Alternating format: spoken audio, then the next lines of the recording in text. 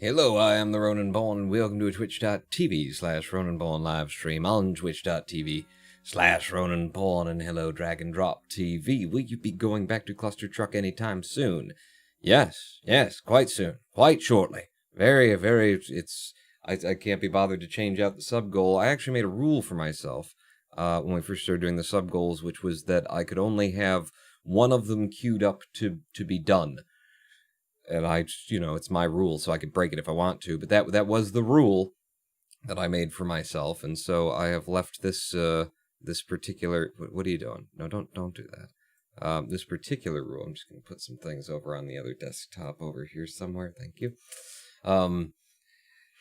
Yeah, I've left it where it is because we've got that queued up, because we're going to Cluster Truck, and we're going to play Twitch Percent, and we're going to get ourselves third rank on the leaderboards in Twitch Percent come hell or high water, and unless it's changed, it's actually not going to be that hard. But it'll be a day of Cluster Truck Twitch Percent, which will probably come right after we finish up in Kerbal, which we're like to this live stream and another possibly away from. Maybe 3 if I stretched it out, but like if it gets going long, then we'll just go to Cluster Truck. I go with what I want to do on the live streams day to day, and I've been wanting to Kerbal. I've been enjoying myself Kerbaling. Is Cluster Truck your favorite game? Says Direct the Boss. I don't know. I don't know. I do know. No, it's not. It's not my favorite game, despite the fact that I have, 1,500 hours in it or something along those lines, and speedrunner and third fastest in the world in the no ability percent category and in the top 10 of any percent. No, I don't think it is my favorite game. It's a very well-designed game that I quite enjoy to play, but I'll tell you, like, if I were trying to reach out for my favorite game, there's always got to be qualifiers wrapped around it, because favorite game is too broad. But my favorite game that I actually still play at least now and again, I played it recently, but it was a long time since then. It might be on this particular day. You're asking me right now. It might be The Swindle. The Swindle, little 2D platformer roguelike procedurally generated levels where you go in and you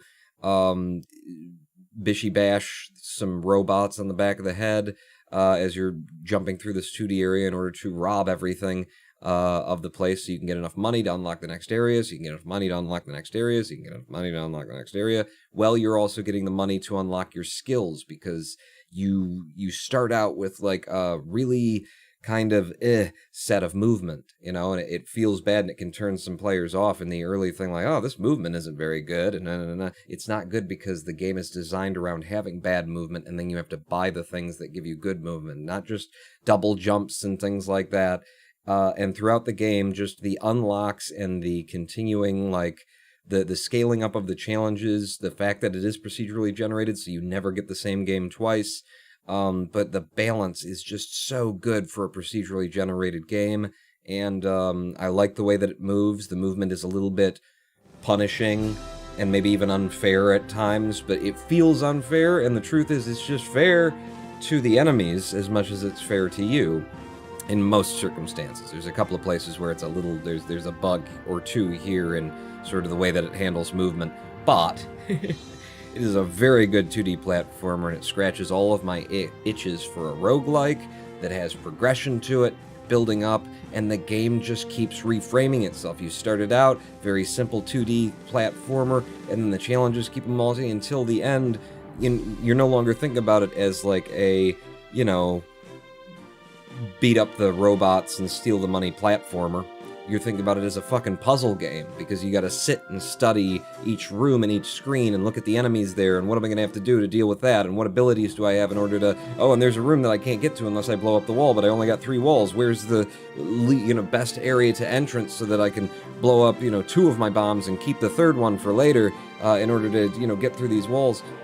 It just keeps changing the gameplay on you without getting far away from, like, what it is at its core, but keeping it interesting. I really love The Swindle, and it's one of those games that's made by, you know, one dude with help from a couple of people, but it's really, you know, one dude central.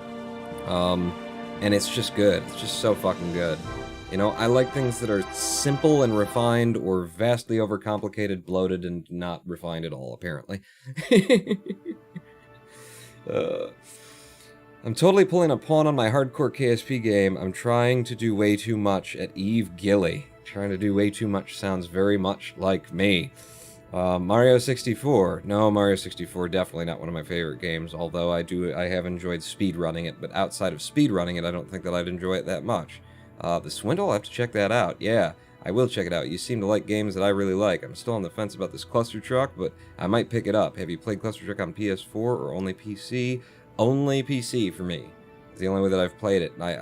I'm curious to know what it plays like on the platformers, and I've always been eager to see, like, people start submitting speedruns that were played on consoles enough that the moderators would, like, consider making a category for console gameplay exclusively, because I feel like there's no way, there just is no way that playing on the console you'll be able to do, you know, the kinds of things that we do and have the kind of reaction time. It would just be, there would be a completely different expectation of what a speedrunner could do on console than what they could do on PC. Doesn't mean it's worse, it just means it's a different kind of a challenge, so I'd love to see that.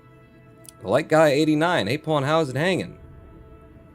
It really needs to be washed, you know? It's resting to the right currently. I need a shower after this live stream. Be back, meeting. Alright, I'll see you in a minute, Drag and Drop TV.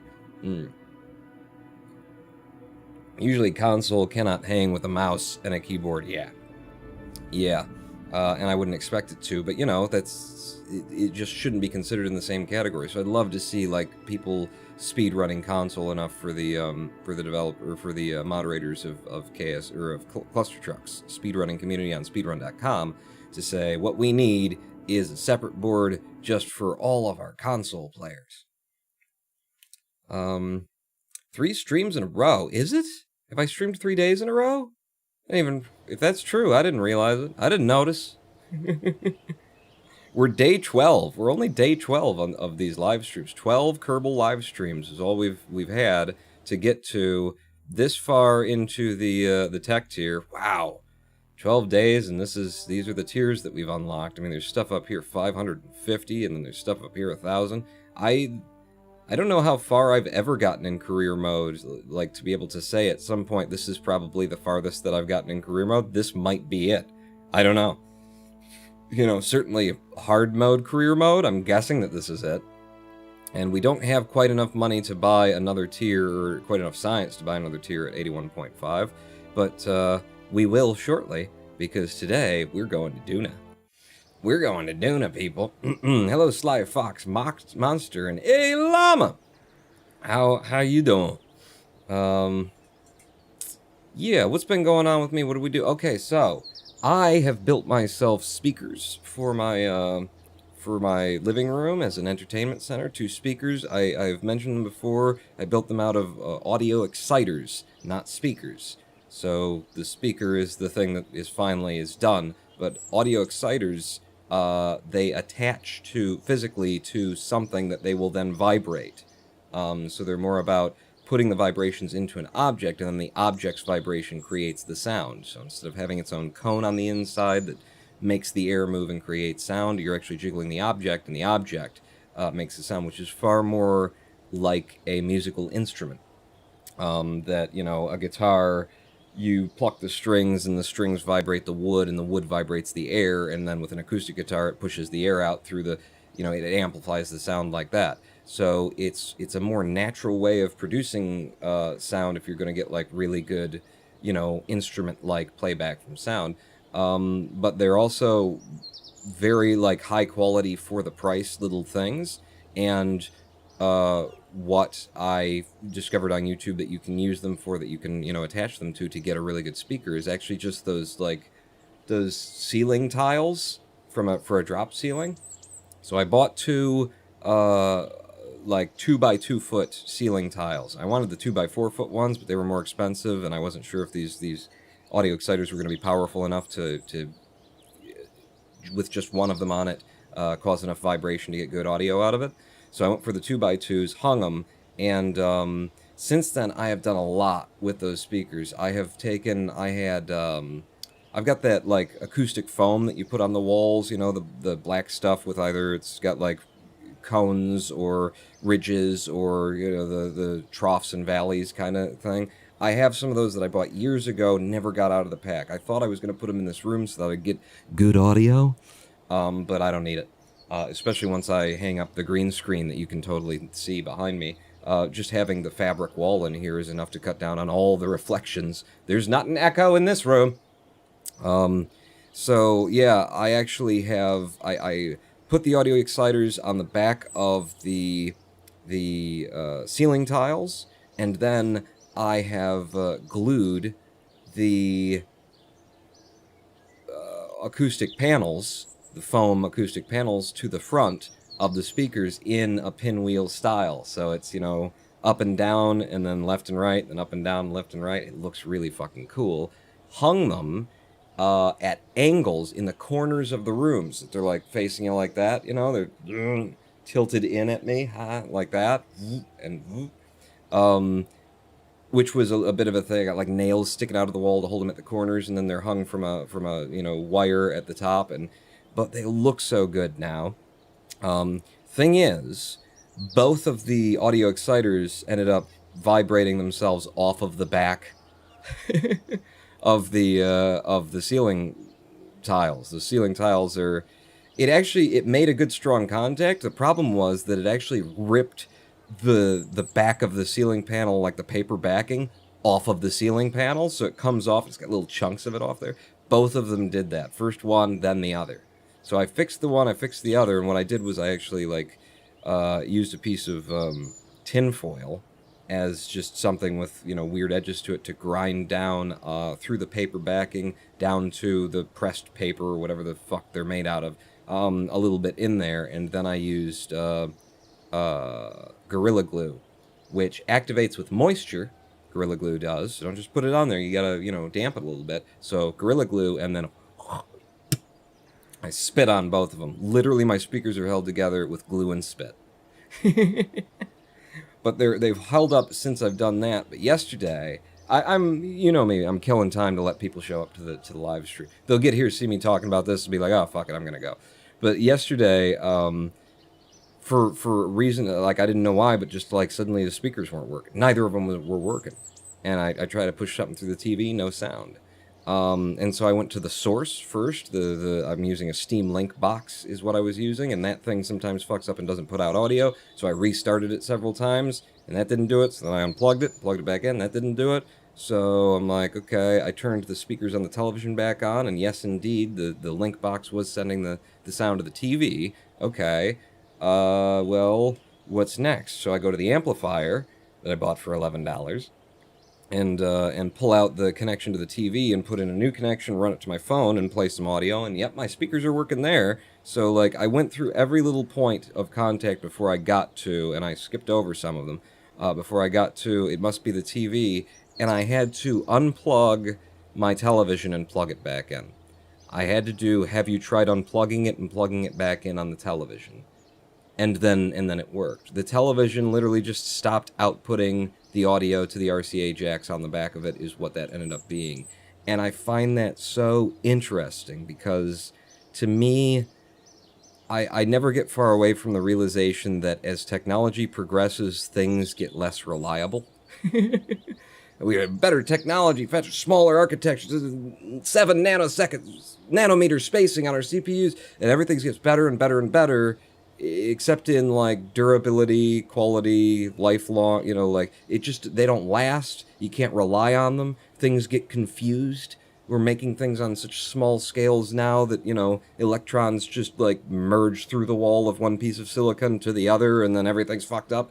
It's so interesting to realize that, like, as technology evolves and manufacturing gets better and everything, what we've gone from is a world where, like, your great-great-grandmother had a mop, and that mop was a piece of wood that had been turned down into a handle and then sanded down so she wouldn't get slivers as much, and then lacquered over so you wouldn't get any slivers. And then your great-great-grandmother, she had that mop and she used it for years so much that the lacquer wore off due to the friction of her hands, and then there was just raw wood on the thing and she was getting slivers again, but god damn it, I'll just keep going. And then she used that, and then she died, and your great-grandmother inherited that from her, and then she had it, and it didn't have any lacquer on those spots, and she wasn't going to get splinters in her hands, so she took it out to her, and I'm not trying to be misogynist about this, it's probably just the way it went back then, took it out to her husband, and he re-lacquered the thing, and a new coat, and gave it to her, and she used it for years until it started to wear down again, and she used it, and then she died, and your mother inherited that mop, and your mother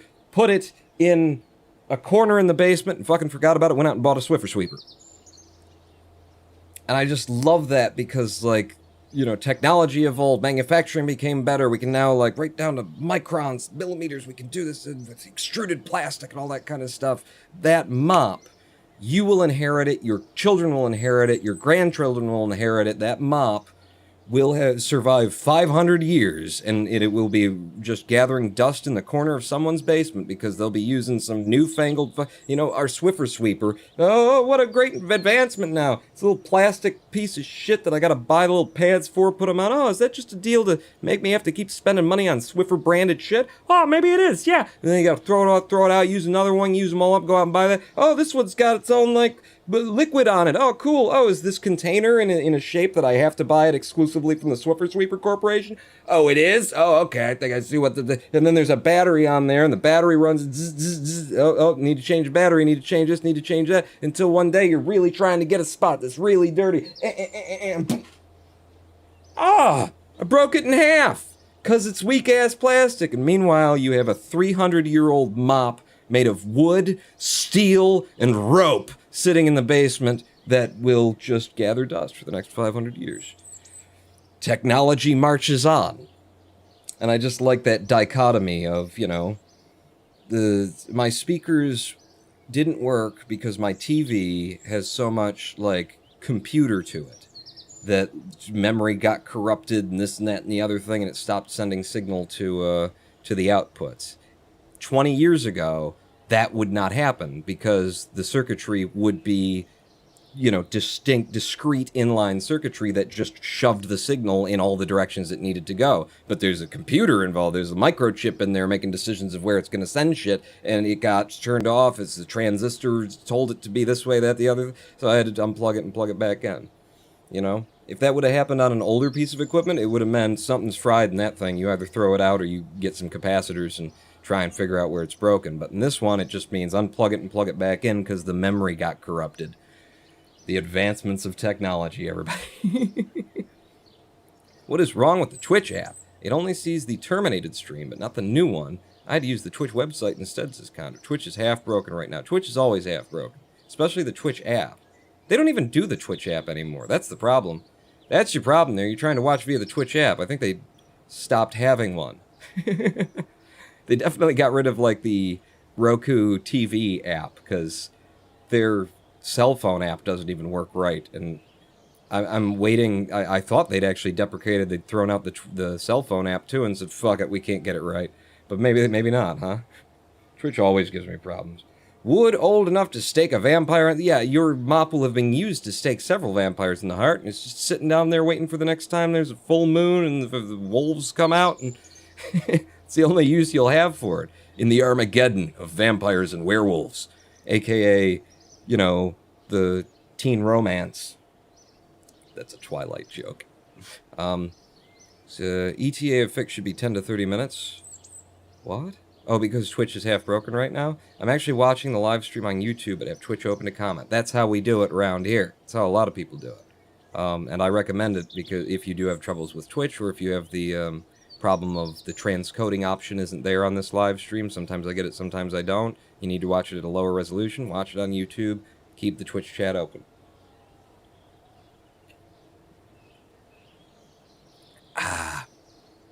Alright, so, where are we today, friends? I've been jawing long enough that if you're gonna be here, you're here. 21 minutes without playing the game. Not a new record, I can do it a lot longer than that. But, what we're doing today is we're just picking up where we left off. We have, right now, there's no build. We don't have to build anything, not right now. We have a probe ship attached to our refueling station in orbit right now, having just refueled, topped off its tanks, that is built to go first to high Kerbin orbit and drop off a smaller comms relay satellite that's gonna, you know, just bounce signal from Kerbin out to Duna, and then the main stage, which goes all the way to Duna and becomes its own comms relay satellite with refueling capabilities, because it had docking ports, which is, by the way, the only way that we can send it to where it's going, because I didn't intend to refuel it, but the ascent was not good on the way up, so we didn't. It's not efficient. Why are we not blowing up yet, says Gohan? Because I haven't started playing. And that's the only thing standing, but that's why I just keep talking and we don't actually do anything. We have precisely no missions to go to Duna today. And before we get started, maybe we should go see if there are any missions that involve Duna, because we're going to fucking Duna. I don't think that there are. We've already checked this, but maybe time has passed. Maybe we loaded up some new missions. Maybe I can get something about Duna, you know? They're telling me, it seems like the game tells you to go to Eve first. I don't know why, but it's fine, I suppose. It's kind of just a choice. Which way do you want to go, in or out? Yeah, explore Eve, right there. 5 days to explore Eve, but it is not saying anything about Duna. You got more Kerbals to rescue, and to orbit some moons, and satellites, Kerbin, and Minmus, and whatnot. It's not gonna happen, is the thing. However, a flyby of Eve, that could happen. We could go to Eve right now instead of Duna. I set Duna as my own target. We could go to Eve instead. We got probably the fuel. I don't fucking know. Doesn't look like there's anything to do there. We're on our way to Duna, baby. I've been threatening Duna for way too long. We're on our way to Duna. Take me to the LKO refueling platform. Hello, Hologram 1. This is good. This is nice to, like, just start up the stream. I'm fresh. I'm also, like, out of practice. I don't know what I'm doing. And boom, we immediately are flying a mission instead of spending 3.5 hours building before we start the mission. F5 me. F5 me and undock me. I don't think there's any problem with doing that. Where's somebody, one of you give me an undock. Undock! Boom! Put me on this ship. Neither of these things have any monoprop on them, and me managing to get these two docked together from liquid fuel, pretty fucking boss, I'd say. Liquid fuel only. Had to control both ships and angle each thing and come in real fucking slow from a big distance, but I managed to pull it off. And I got one of the coolest goddamn ships. I mean, this is a really lovely design. I like this so much that we kind of fucked up a little bit of everything by not putting a big reaction wheel up here because it just wouldn't have looked good. And I didn't want it to not... Whoa, whoa, whoa, buddy, get that thing out of my face. What are you... you know, I ain't your girlfriend over here. So there we go. But we should have been completely full of liquid fuel. We're full in all these stages, but it says I don't have all my liquid fuel. Where else would I have had liquid fuel on this thing? Is there an extra... Oh, it's because we could store liquid fuel in the liquid fuel fuselage, but we couldn't have stored oxidizer along with it, so it would have just been weight we were carrying around. But I presume that is impacting... Yeah, that's impacting the... Holy shit. Look at the electric charge cloud. Yeah, we got a lot of electric charge on here. It costs 2,000 EC in order to transmit the science that you get from these, whatever the fuck they are, atmospheric fluid spectrovariometers. Your AFSVs? It's not even a good acronym. God, they didn't think about this at all. But we're ready to go. If we get on our prograde, we're ready to go to high Kerbin orbit. Now, I was thinking that to try and make the most of our Delta V, since we do want to leave from high Kerbin orbit with this, what we'd want to do is use the moon to give us a little bit of a gravity assist, kick us out, give us a little bit more speed, so that really our periaps will be kicked out too. And that's where it's going to really count for us, is not having to push it up as much. I'm not sure how, you know, what kind of Delta V you need to get a high Kerbin orbit, if it's not a lot because you're almost outside the gravity well and you can make a lot of speed because there's very little gravity pushing on you, or if it's a lot because you're far outside the gravity well and so you don't have the friction of the gravity well and you can't take advantage of O-berth. I don't know which way that breaks, if I'm honest. Thank goodness Pawn can't electrocute himself. Is that a challenge? I will do it right now. He probably doesn't for dark side transferred with all those antennas. What? I'm just voting Eve because I've seen Pawn go to Duna before. Oh, you want to actually go for Eve? It's not going to happen. We got to drive toward our end goal, and our end goal was always Duna since the beginnings. This is us? No. We're on the other side. We're over here. Okay, so we got to go all the way around, and then we'll aim for the moon. So go ahead and target it. You know, not that it really matters. Target it and, like, warp me over here, because the moon's going to keep moving as we go around.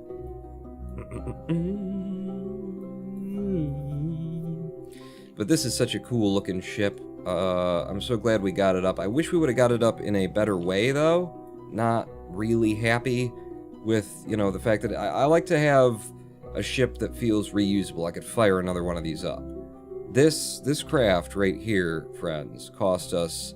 Wow, we are so close to it. Even after warping around the whole planet, we just drifted nothing over here. This craft cost us, like, 300,000 Kerbucks, something like that, to put into orbit, because the first two flipped over and I couldn't bring them back down. It didn't good, everybody. Oh shit, you know what you should have done? What? I should have set up a maneuver for the moon, because the burn time is a lot. Yeah, we're not going to do it on this go-around. We are not going to do it on this go-around. I will do it again. So you fucking click, right-click. God damn it. I've got that in my notes about how annoying those things are. We'll add a maneuver behind us instead. We'll do it on the next go-round. Because, yeah, this is not going to be a quick burn by any measure. So on the next go-round, we actually need to leave from further ahead. But we have to, like, warp a bit to get out of the way so that when I drag it, it doesn't die when we pass over the top of it, which is also in my notes. I've been spending some time going through my notes of the bad game design of KSP, as well as the bugs that we've been noting and things like that, and refining it, making sure that I'm being fair to the game and fair to what's reasonable. So moon periaps, I'll probably have to get over at the moon while I do this. So yeah, Transfer me to the moon, if you don't mind. That's the sun, that's Moho, that's Eve, that's Gilly, that's Kerbin, that's the moon. So if we're over at the moon, and there's our periapse, if I reach back here, and I drag... Whoa, okay. I just gotta find the place where I can drag it. Oh, okay. Alright. Let's try this again. Because I've already got the appropriate amount of delta V on it. I just gotta find the place that we leave. Okay. So it's gonna be over there somewhere. Got it. Give me this periapse. Give me this... Give me this periapse. Thank you. Fucking, this system is just awful, isn't it? I can't even see the fucking maneuver node that I need to be grabbing now. There you go. So, and now I've lost the periapse again. I have mentioned all of this in my notes. So that looks like it's going to be the best time to leave. Give me the periapse for the 9th time. And if we put some more prograde on there, we get kicked out by the moon. And then if we actually... If I burn like that... that's 856 meters per second. My moon periapse is getting pretty low and whatnot. Wow, there's a lot of space before you get past Minmus. I didn't realize the SOI was that... had that much, you know, going on in it. We could go that high. So high that I can't even actually drag the fucking thing. Just drag it out, drag it out, drag it out, drag it out, drag it out, drag it out, drag it out, drag it out, drag it up. There we go. Other direction. Hit. So 79 million. And that's without much kick from the periapse. But...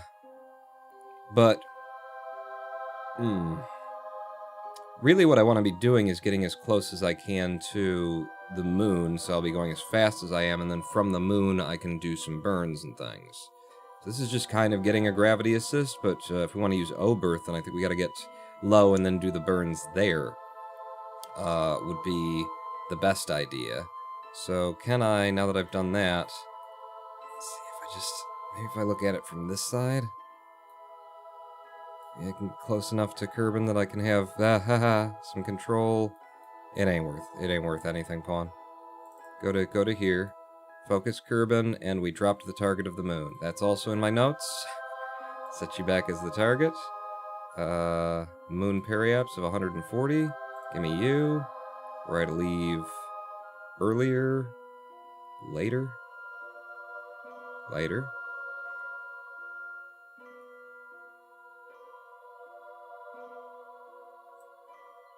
in there. We zoom out, and that actually kicks us out of the friggin' solar system, my friends. Out of the solar system. Is there a better way to do this? If I get captured low... Oops. Oh, a little bit more prograde, and we're up to 100 million. And it claims that we're still captured. So once I'm up there, I blow out to try and circularize. I don't know what's most efficient for this, so I'm just gonna go from here, because it took me too long to plan it, and maneuver nodes suck. So if everything goes, you know, wrong, it's the game's fault, as it always has been. That is a 2-minute, 27-second burn, and that's not us. So let's bring you up to... I don't know what 2 minutes, 27 seconds away will be. Let's try that. Head back over to following our ship. T-minus... whatever.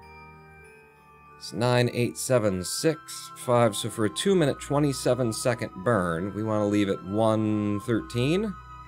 1 minute, 13 seconds. For this good, long-ass friggin' burn. Would be the idea. F5 from here, then. Most efficient has to be from LKO using O-berth. Okay, well, like, if I get any closer to the moon just on approach, I actually get kicked out of the fucking solar system. Well, out of the planetary system, so... I think this is what this is, and then maybe... Whoa! What did I say? 1:13. 1:14, something like that. So we're going to burn, not on our prograde, but on our target. Okay, SAS, get to it, and fire now. Okay. Okay, okay. We're doing it. Just check on the ship here as we do the burn. Yeah, it's a ship, alright. Certainly seems to be a ship. Make sure that we're still following that target, and we are. And we are. Even if we're at the moon, Orman, it's more efficient to head back to Kerman and use the O-berth. But I need to blow out the retrograde, or the periapse. So you say, how would I blow out the periapse from the periapse? I don't understand. I don't understand, and rarely do I. Rarely do I. How much is this going to cost? By 800 and some. It was 857 meters per second off of our over 2,000 that we started with. So we're still going to have a good little bit of delta V here. Will we be able to exit? So wait, what you're saying is, in order to make the push to Duna, if I stay in this kind of an orbit where instead of going circularizing the whole thing, if I just drop the satellite up there and I stay in the you know, eccentric oblong orbit, then that's going to be better for me when I want to leave for Duna. That's what you're getting at. You're thinking another step ahead of me. I'm just thinking, well, I got to get into a high, you know, oh, you're off the target. There you go. I'm just thinking about I got to get into HKO. High Kerbin orbit, but that makes pretty good sense. Would be to drop the satellite off, let it push itself. It's only got monoprop. When we get up there, I don't have the chance to experiment either. I don't have the opportunity to experiment and see what the monoprop's going to be able to do for itself. I did bring a fair bit of monoprop and all, but yeah, I don't really have the opportunity to experiment with it, so I'm going to have to make a choice when we get there, but that's neither here nor there right now, Pawn. You're getting close to the end of this burn, so start paying attention, start using the SAS, and also start throttling down for finer control on this last little bit where it really counts. Watch your node. It's drifting off to the right. Go. Slow it down even more. Slow it down even more. Heh, heh, heh, heh, heh.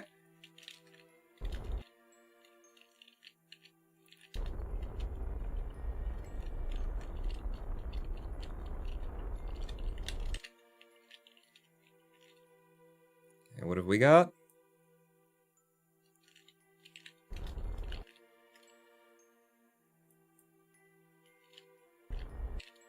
If I keep burning, alright, so drop the node and show me what my moon periapse really is, 163. If I keep burning, my apwap's at 70.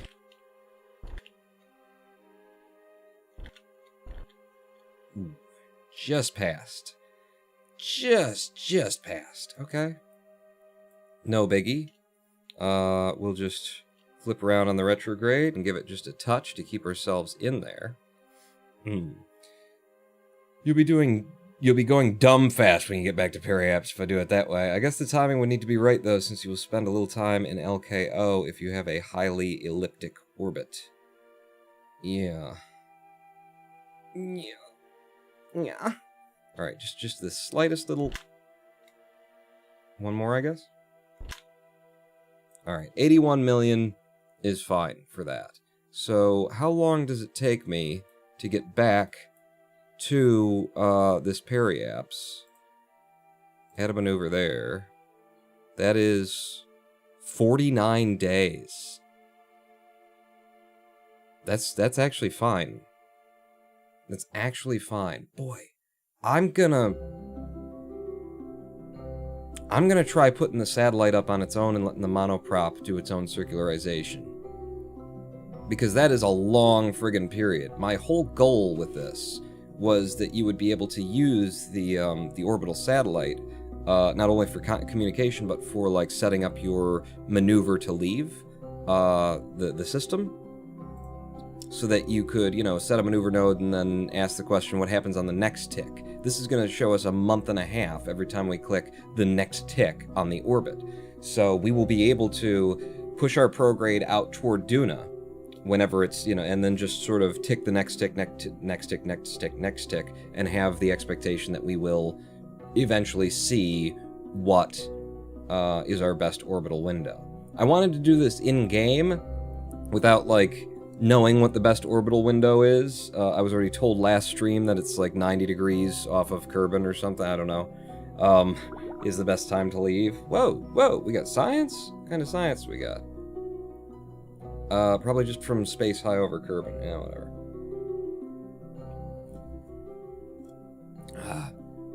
But I just have no idea how much delta V it would take to circularize Kerbin at this height with that little probe, and whether or not we can get it done with monoprop, but I'm going to do it anyway. You know, this will be a very large orbit for that probe, one way or the other. Or for our comm satellite, our high Kerbin orbit comm satellite, so I think I'm okay. I think I'm happy with it. It will be fine. Or it won't. One of those things will be the case. But yeah, that being the case, it's time to leave for the moon. So if I can, here, warp me there. Well, make sure there's an F5. Warp me here. And then goodbye to the Kerbins, the Kerbinses. Do I not have my electric panels out? Why aren't my electric panels out? Oh, I drew them in because we were docking with the thing, yeah. Alright, well get me to, you know, non-warped. And redeploy my panels. Do I have antennas in? No, my antennas are already deployed. There, now my antennas are out, which is very helpful because we're in the dark side. There's a shadow of Kerbin on us right now, so it makes no bloody difference whatsoever. Viewmatic satellite around Kerbin should always be called Google Kerbin. So yeah, I'm gonna do, if it'll allow me, we'll get past the transfer into the SOI. So I don't think it lets me click. Oh, I can? Okay. No time warp. Boom. We've hit the moon, and we'll head down to the moon. In fact, is there any reason for me not to be transmitting this data now? Nothing really. Just wanted to take the top spot for bits until ECL comes at AHAHAHAHA+. I've taken a liking on interrupting you with cheers lately 3. Thank you, Insights LG. Does that... So it must have just reset today. Because those were... Yeah, those were really fucking high. You guys have been so incredibly generous with me this month. I literally look at my, you know, Twitch panel and see what they're saying in the past 30 days that I've made, and I'm like, my God, I can afford food. I mean, it's not. It's like $800 in the past 30 days. I'll just tell you, it's 800 and something. I don't care. In the past 30 days, not for this monthly period. Like the last monthly period will be 600 and something this monthly period. But right now, it's showing me like $800 for 30 days, and that's like, I have been living. I just did my taxes last year. What I saw was that when I was making $400 a month off of Twitch, it was a good month. You know, I filed my taxes, my net. You know, like after you take out the deductions and expenses and things, I filed my taxes showing like $4,000 for the year, which is, you know, because I get to deduct basically everything that exists in my life. Or at least I do. I don't know if they'd say I can, but I basically do, because I'm an entertainer. So, watching Netflix and Amazon Prime, that's important for me to be able to talk about the series, just stay current. My internet, my everything. I work out of the home and I'm an entertainer, so basically I could write off condoms. I don't know, I haven't tried that yet.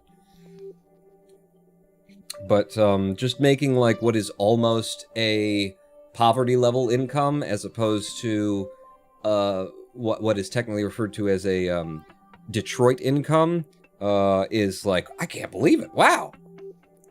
It's not, you can write off condoms when you actually open that OnlyFans account. See, there you go. Alright, so... What we be doing? What we be doing, everybody? Do we just... Here's my thought. I don't think I've dragged up these, atmospheric majigger-madoodles, and I'm wondering why it's not telling me about them. Here? You know, why am I not hearing about that? Like, if I haven't... No. You can... Alright, go to your retrograde. It's really prograde you're gonna want to be on. Stop shaking! But, like, it should be telling me about this stuff. Atmospheric analysis can't be done right now. Oh, do you need atmosphere for it? You have to actually be in Atmo for it? Or is it because it's not full? I haven't put anything in it. So that's one that actually has to be run in atmosphere. The barometer is the only one that, yeah, the pressure of space, it still gives you readings. Alright. Fair enough. Fair enough.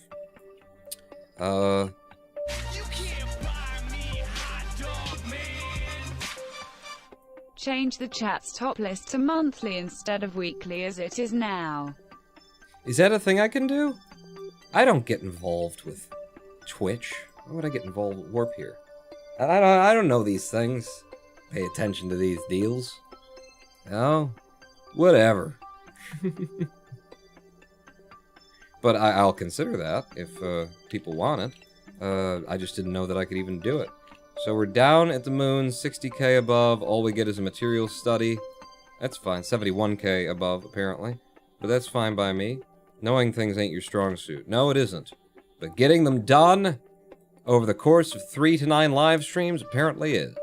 Slowly as possible, too. I guess we're just going up, you know? Our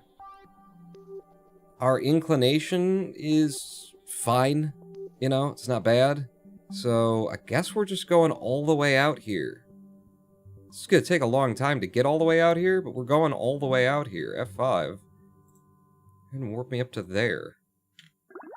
So we leave the planetary system behind. Where is the planetary system? There it is. So we leave all of it behind. We're just going up. We're going up. Doo-doo. We're going up. We're going up. Mm-mm. So how long did this warp take? It's saying 9 days now, but I didn't notice at the beginning of it. We're on day 13 of the mission, but we might have wrapped around the planet a couple... Oh no, this would be... Does this count as a new mission because I started the game up? Or does it save your mission time since you launched the ship? Because we brought this up and then went to the fuel depot first.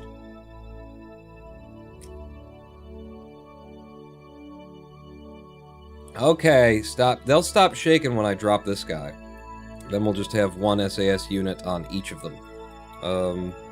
But I guess we're just going straight up to the sumbitch. Warp me up to here.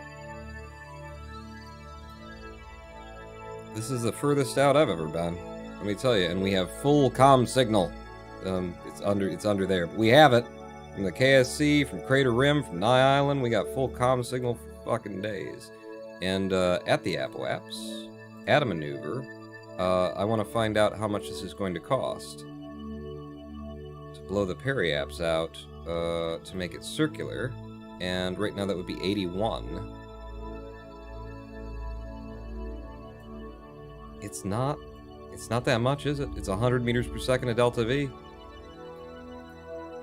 But I will, so yeah, we'll be fine for doing that with just the top level satellite, I think. Go ahead and drop that.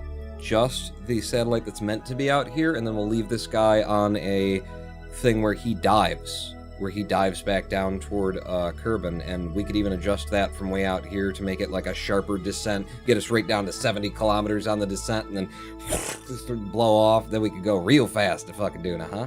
Rimpon, if you want to change it, I sent you the link on how to do it on Discord DMs. Oh, thank you, Insights.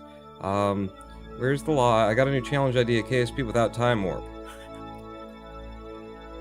I've considered, you know what? I have actually thought about that in the past as being like a good idea for a, you know, one of those it just goes on and on sorts of live streams, you know, an all day, all weekend, like 24-hour stream, charity kind of thing would be like, we're going to run a mission to the moon in real time, KSP.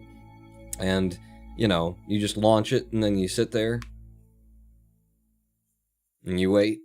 How long does it take to get to the moon in KSP? Bearing in mind that the Kerbal Day is 6 hours long. So, you know. And my idea, too, would be that if you did that, you would run it in the pod. You would never look outside the ship. Build the ship, and then you run the entire show from in the pod. You're always in the, you know, C view, the interior cockpit thing with your Kerbin. So that it's just this oppressive, tiny space, and, you know, the sort of subtext and little inside point about it is this is what space travel is really like, everybody. Sitting in a cramped fucking tin can, waiting to get to a place where once you get there, like, doing a burn that you are mostly blind in doing and you can't see anything, basically being in a submarine, is the decision of whether you live or die. So you just spend, like, you know, 24 hours, 2 days, 3 days, 4 days, you know, on a trip to the moon. You just spend all this time sitting there thinking about the moment where you will decide whether you and everybody else aboard lives or dies, and whether or not you're going to do it right. And then when it comes up to do it, you better forget that and just do it, because you'll have built up so much stress for being like, okay, and then I'll do this, and then I'll do that. But then, but no, don't do that. If I do that first, then... Sounds terrible. That's a terrible idea, right? Wouldn't it be great? You'd watch me do it. You can absolutely play this whole game IVA. Yeah. Yeah. Alright, let's go up to the Apoaps and let's drop the other... Or let's get up near the Apoaps. Let's just have our distance to it. Because it's an hour, apparently, to get up to it. The Apoaps is on us in, from here, another hour. So I think I can get just a wee bit closer. Probably be about 20 minutes from there. 16 minutes. So we're almost to the Apoaps at these incredibly slow speeds, the peak of our arc. And from here, what I want to do, I'm on my prograde. Yeah. So I'm going to decouple. I'm ready to decouple. I'm F5ing from here. This part of the ship is going to go flying off. Let's give him a little space to do that. And this part of the ship becomes its own ship.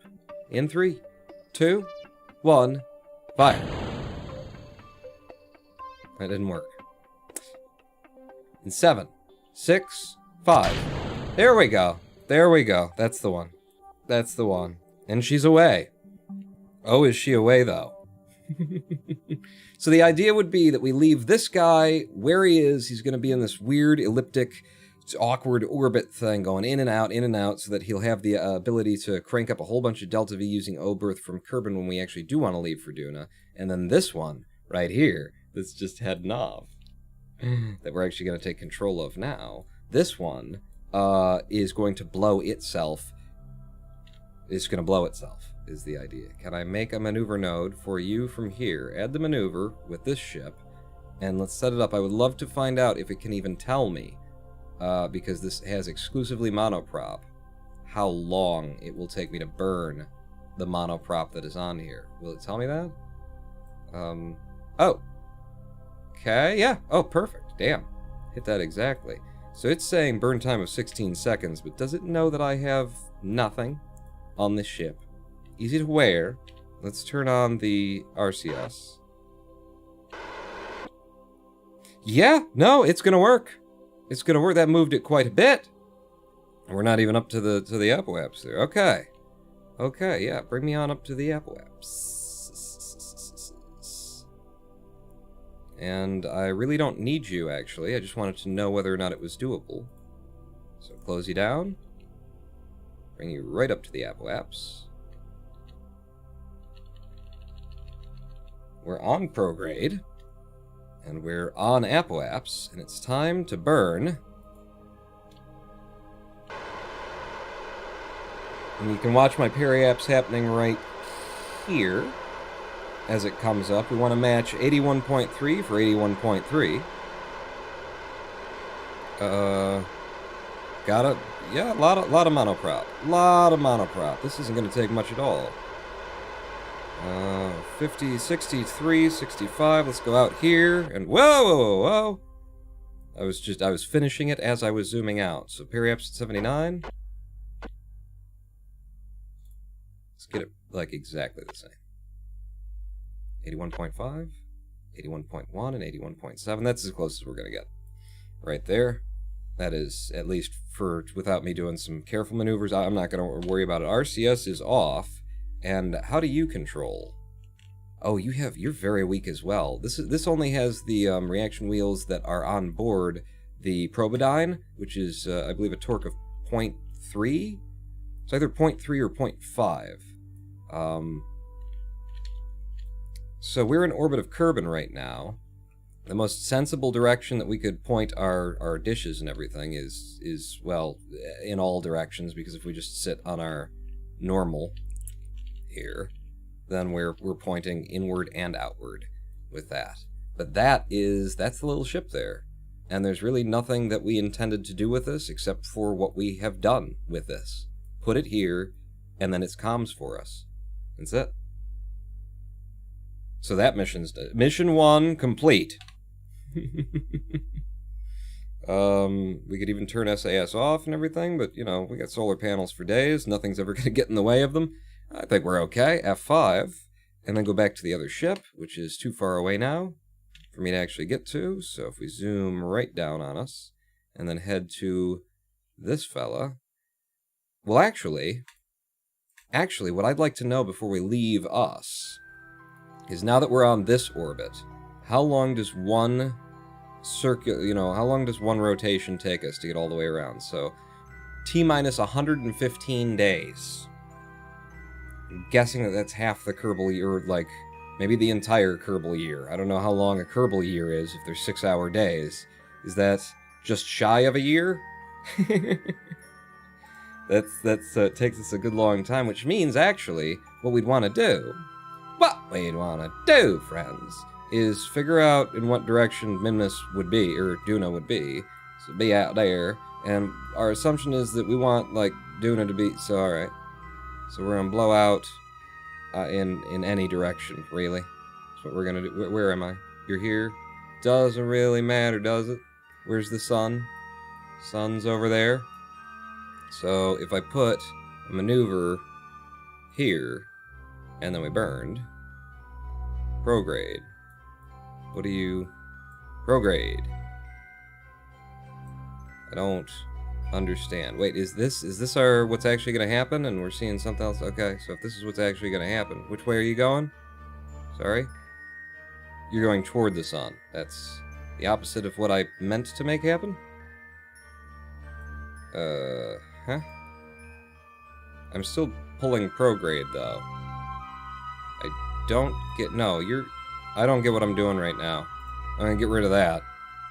Because my idea was, you know, burn from the outside, and by the time I don't understand this. Uh-huh. So are we getting bigger now instead of smaller? There you go, asshole. So that puts us out toward Duna. Right there. And then my idea were, if I click like that, and then I said, next rotation.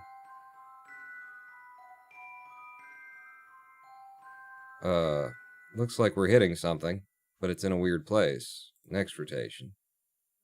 Next rotation. Next rotation. Next rotation. Next rotation. Next rotation. I guess you're gonna have to be where the moon is, or where Duna is, somewhere kind of you've got an idea of. So we would be there when we take off. I don't know where Duna would be. Let's keep going. Wow, look at that, though. So let's assume we have to go around the sun a few times. I have no idea how I would do that. That's like, it's too much, is actually what it is. Too much time passing. I have no frame of reference to be able to do that. I'm just trying to invent a way in-game that you could do this without knowing from outside of the game what the, windows are, what the transfer windows are. Because I doubt that that's a thing that exists in the game anywhere. And that's pretty important that you didn't put in any way to figure out the transfer windows in a game about, traveling through space to other planets, because it's pretty important to be able to get to the planets.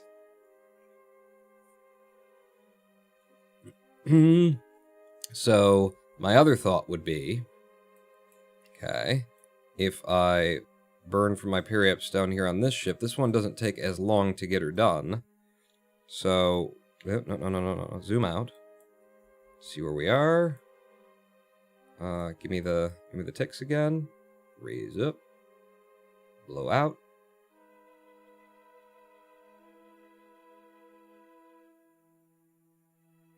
I'm going to just give it a ton of Delta V. We've got 1900 to get there. We do need to stop in orbit and everything. But if I give it a ton of Delta V, then maybe we see more, you know, when we're not in the right positions as I click the what happens on the next orbit thing.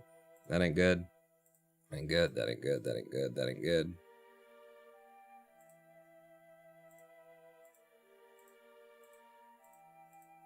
But I am seeing, like, you know, a better idea of Kerbin going around the sun. I just have no idea what will happen with Duna while I'm going around the sun. So, there is that. Duna will be passing slower than us, but I don't know if it rotates, like, do we spin under the sun twice before it gets around it once? I don't know what the rates of change are. How much did it eventually cost to get there? I think accounting would... What? Do you have Duna set as a target? No, I don't. That would be a good idea, wouldn't it?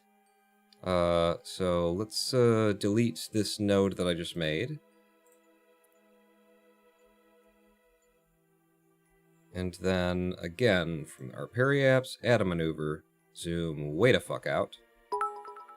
And then do this. Don't mind me, just taking top spot. That's not... Why did 105 not play? Oh, no, that's 5. That's 5, I was going to say. Alright, so yeah, you blow out. Now you're out to Duna for 2,300. We couldn't afford that if it were what we were doing. But even with it as the target, it doesn't project where Duna will be when I'm doing a thing. Although it does give me, like, at least some ticks occasionally. I see some ticks. Target position at closest approach while we're out there. Okay, can I get back to you? Get back to... Fucking Drez! I didn't click on Drez. There ain't no fucking Drez here. Pull you back down. Hey. That is entirely Duna, actually. So now we have an idea where Duna would be when we were leaving. That said, we're almost going to Joule in order to hit Duna at that particular time of year.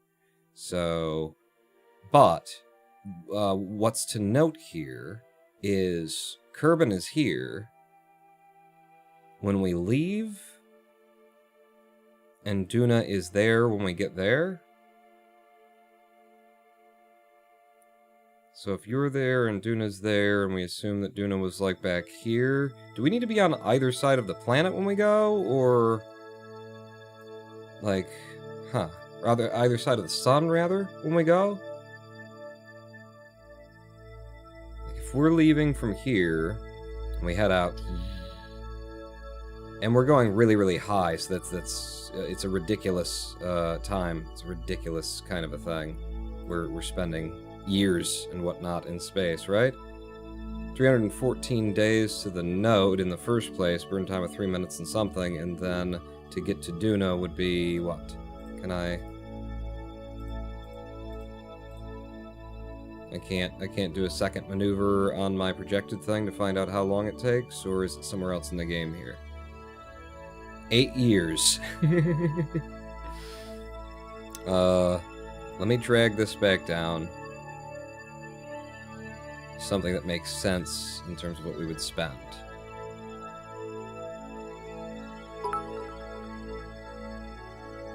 To get out into its direction. So that's half and half. How many toddlers will Bill father before you get to Duna on the current route? A lot. Especially Kerbals, they reproduce like bunnies. You won't catch up until other side of the sun. So this would have us leaving... Where do you project me leaving? This would have me leaving... Where do you show Kerbin for this particular setup? I don't see it. Is it not showing me? Or are we just like more or less where we are in the first place? I don't know. Give me this again. Go to these, and then let's reduce. Let's go back to where we are now. Get you. Get you. Where I am now.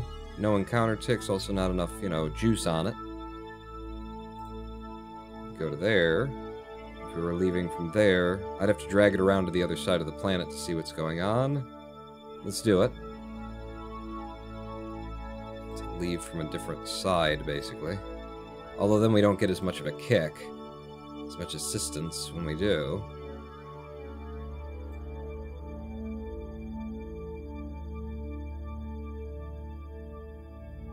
Yeah, I'm not getting any encounters from there.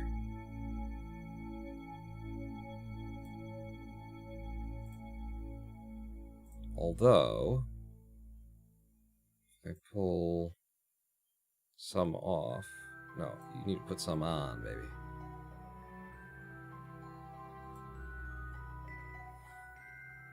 That's not far. I mean, in terms of planets and stuff, that's not far. So...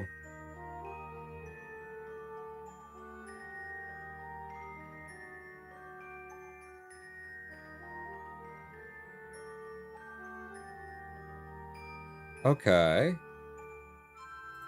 Okay. And then how many days later? What would happen, like, a certain amount of days later? Alright. Do this again. And then... I need to put more on, or can I just drag you to a place where we get the biggest kick? Okay, put more on.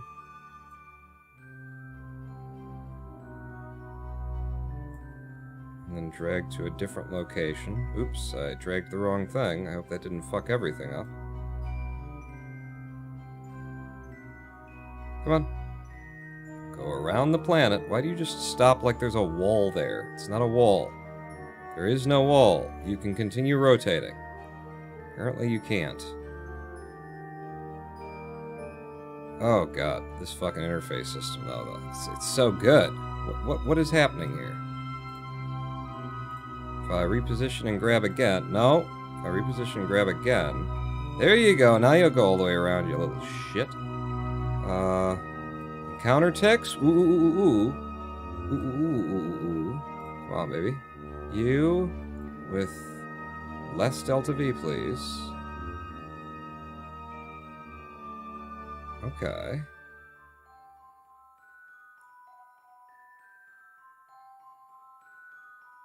It's looking like about 100 days from now would be a good time to leave. Like, on either side of this, we are getting, you know, this is too late. We've gone up further and we wait longer and then we eventually get there. And then the other one was too early and we couldn't quite make a contact with it. But, so between this and the last one, and that was 92 days, 92 to 140, so more like 110 days probably would be a good time to try and plan for leaving. Which we can't do at this height, because it will take us that long to get around. But if we go down, and then we lower, you know, how much of this, then we can plan to try and be there in... If I wanted to leave in 120 days, or maybe 110. 110 would be better for me, I think. 110 days. Then let's go back down. Okay, to us. And then where's the maneuver node? Where? Oh, I put it over there, didn't I? Did I just delete it? Maybe I just deleted it. It seems to be gone. Okay. But if we wanted to do like 110 days, right now it takes us how long to get all the way back up there? Like 46 days. So we'd want it to turn into like 20. Add a maneuver. Drop you down. Can I add a second maneuver node? Okay. And then can I close you down? Will you tell me the information? Hold the maneuver node information there. While I...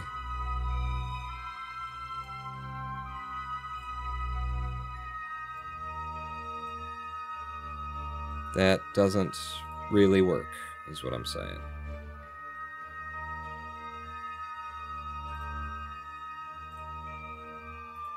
Okay, so that's not, that was, the information about that is to our apoaps. That's fine, though.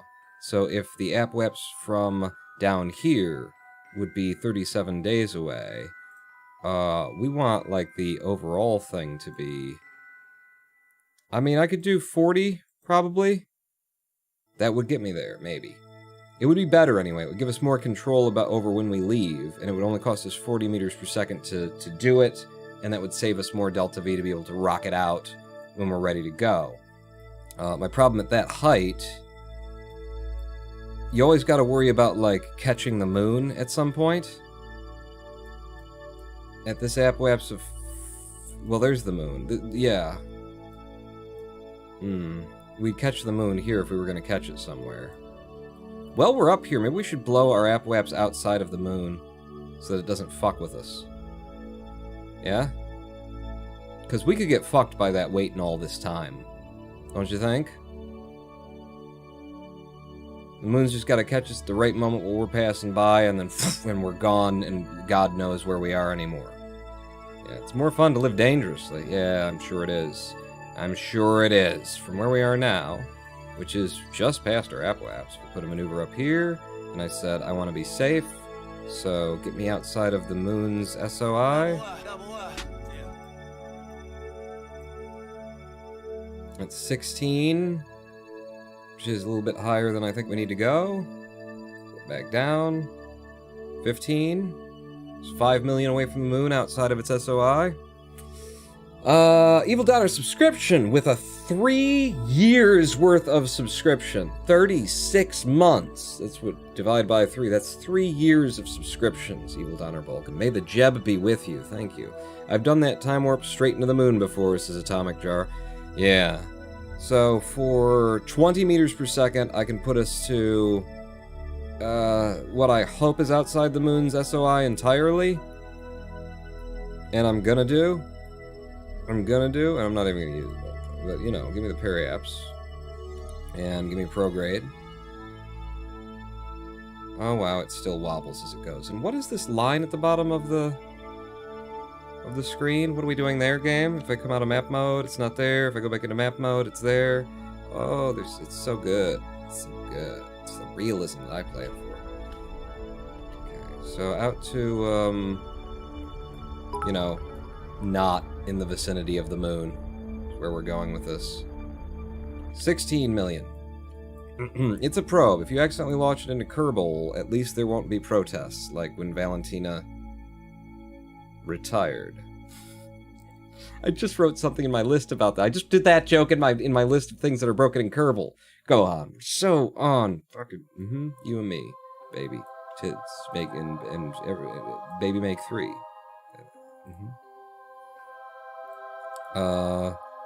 So that's outside of the moons, and then we could hit Minmus, but what are the fucking odds, you know? It's much less. So you going out. I don't really need to do this. You want to wait 110 days, Pawn. 110 days. So if a periapse, add the maneuver, and then I click here, and then I go, boom. That's 134 days. That's 80 days. 80 days before we get down there. Oh. I guess we're leaving at about 80 days. That's not what I intended. Exactly. We've got enough Delta V for this. Maybe what I should do is blow it up. Periapse is... No, it says 26 days away. What the fuck are you talking about? Periapse is 26 days away. We go back around to the apoapse. It's 53 days away. And then we come back down. Alright, yeah, fair enough, fair enough. Fair enough, fair enough. So you... 80 days. We want more. Let's make it so that we go around once, we come back here, and it's basically 110 days. That's my idea. That's my idea, huh? Well, if we go around once, then we drop it. I'm blowing it up. 27 days.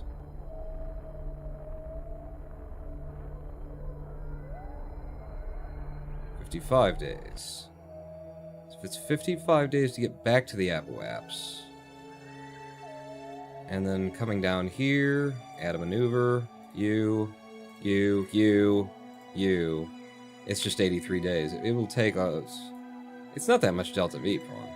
And I can't just leave this here either, can I? So if I set you up, and then I did this, and then I added that,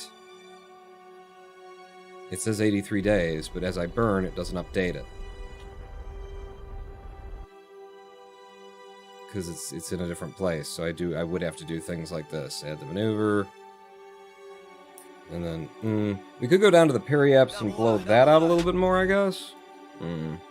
Maffycraft with 9-month subscription. Party hard. Yeah, we're having lots of fun, aren't we? So you, around there, 86 days. I'm gonna say fuck it. How do you feel about fuck it for now? And we'll go round once. And then at the Periaps. At the Periaps, I might do a thing. Warp me here. Warp me here. I should go work on getting patch conics in my playthrough so useful. You know? This is I'm just going through all of what I'm going through right now and doing all of this mess to try and prove the idea of you could get a Duna transfer without just looking it up, or, you know, pulling up a website that tells you when to leave, or telling it, like, you know, finding out what day and year of the Kerbal calendar you should go on and shit like that, because it should exist in-game. And if for no other reason to say, hey, motherfucker, I've done that before, I want to show what it's like to actually do it unassisted, to actually discover these launch windows and what the problems are. So, are we getting down to our Periaps? We are indeed. Periaps is coming up on us now. And you will stop me right around my Periaps. So, from here, we're only doing 505 meters per second. From here, my thought would be, if to get back here is going to cost us... Well, that was how much did it take me to get there? I don't remember. That's 28 days to get up there, and then to get back down here, add a maneuver. Well, it says it right there. I don't even have to add the maneuver. It's 57 days to get down to there. It took us 27 days to get down. What I want to do is I'd love to burn prograde without, like, popping off.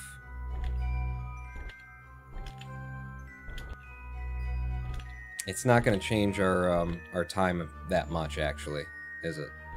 We're just going to have to do this maneuver from about 80 days. You know, maybe I can get it to 90. What have we got here? We know that we can get up to 100. I swear we can get up to 100 without going outside of the... We can't. We can't. Okay. So 83, apparently, is about what you can do. Forget. Are we landing? No, just orbit to Duna. I'm just trying to figure out, like, the transfer window. So there's 83 at 29 days, and it will take us... Come on. Come on, tell me. About 60 days to get back. Okay. Well then, bring me back. Yeah, go ahead and do it. Whoa! Whoa, baby! Where's the planets and whatnot? They're out there. Whoa! Yeah! Oh, Jesus! Okay, so we're back down to the Periaps, and then it's basically gonna be from here. How long to the Periaps? An hour and 10 minutes. Gotcha. So from here, we're leaving for Duna, apparently. So from our Periaps, add them. We could have dived down into Kerbin and everything like that, but it would have changed the timing of it, and the timing's already fucked, basically. So get us a little bit of blowout, sir. Blow me. And this is very much the wrong angle to leave at. So I'll just go around.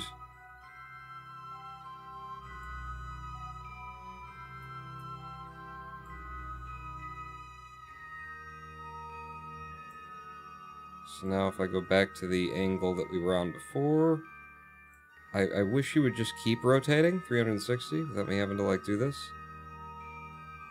So that's that. And then to here. Duna's no longer our target? No, it is our target. Okay. Then show me some fucking ticks. There's ticks.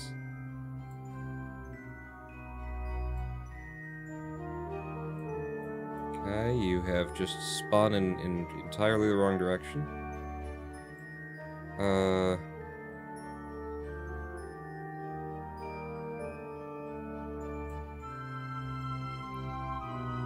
So that... What is happening now?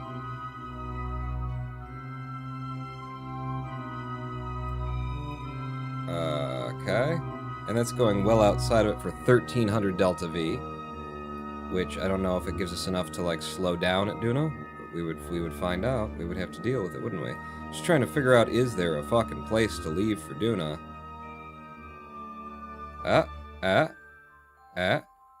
There's that, and then... Is it more Delta V or less? It's more Delta V, and then it immediately does something weird and transfers to a completely different place. Over here, we're 2.7 million away. Where are we leaving from in our orbit, too, for that? We're leaving from the very top of it, so we're actually getting nothing out of being, you know, as fast as we possibly could from being down there. Isn't that great? In order to get the timing right. Fuck. And if I left like this, on the bottom of it, it's just, it doesn't do. It just don't do. Stop it. You. Give me it back. Give me the fucking thing back. Give it to me. Fuck it. Stop! You.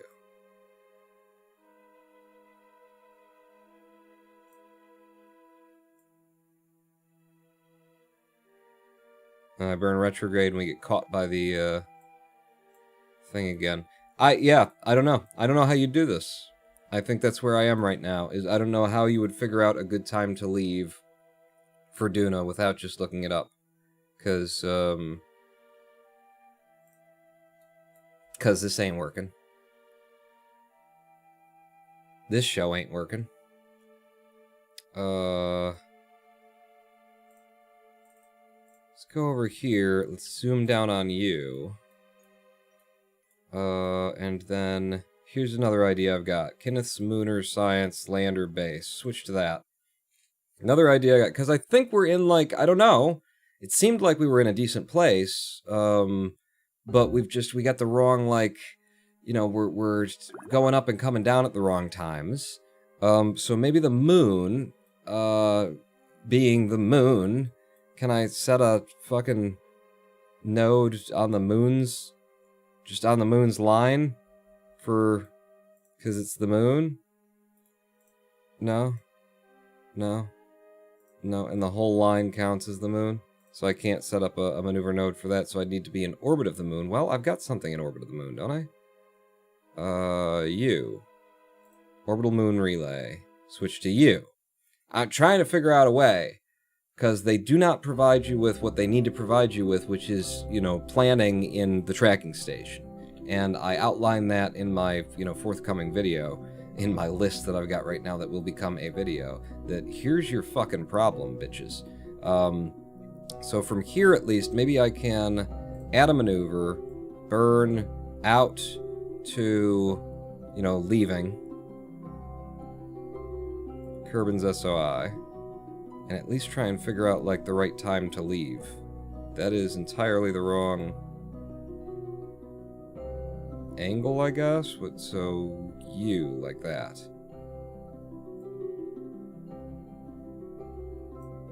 Okay, so now I would go over to this, and I would say, target the moon. First target, Duna, rather. Thank you.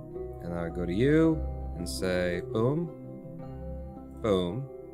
Well, we don't have enough fucking resources here. So far, this is node in just 2 hours and shit. So if I go around by a couple of days... Hey!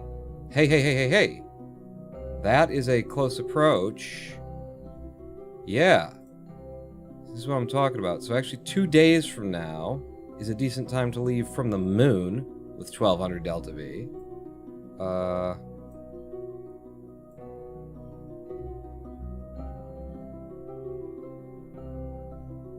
the fuck did I have you that you were able to get there?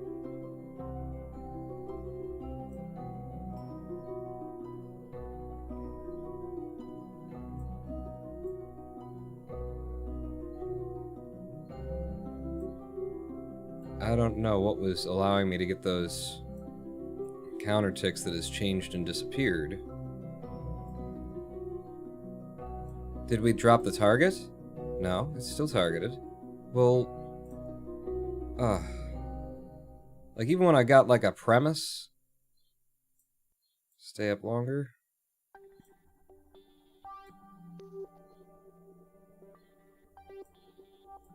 Stay up longer.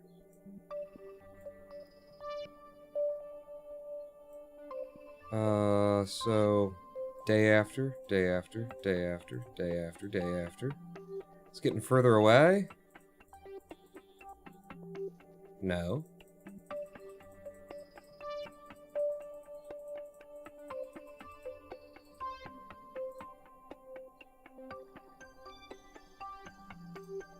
How did I have one that was 2 million away for a second?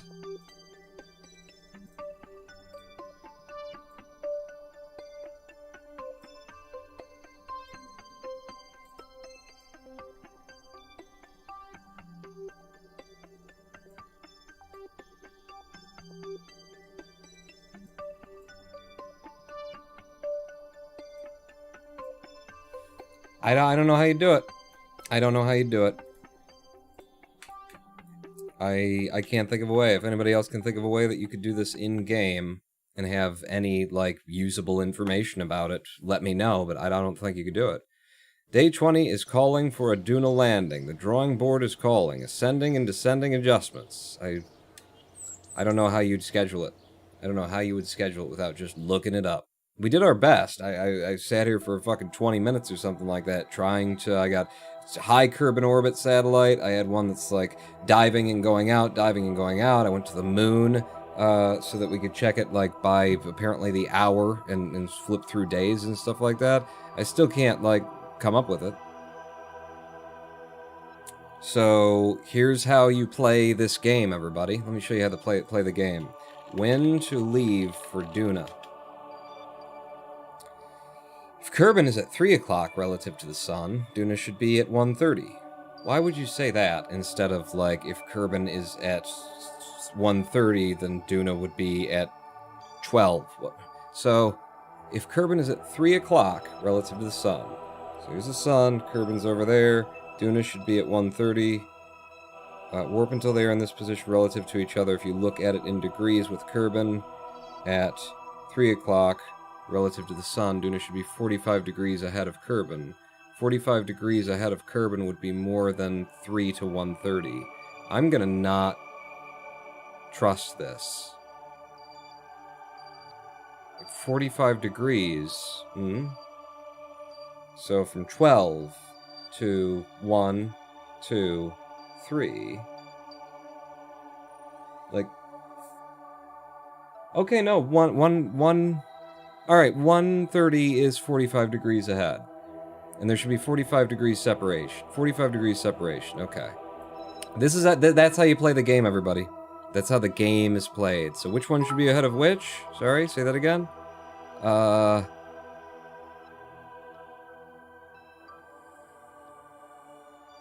Duna is 45 degrees ahead in its rotation. Got it.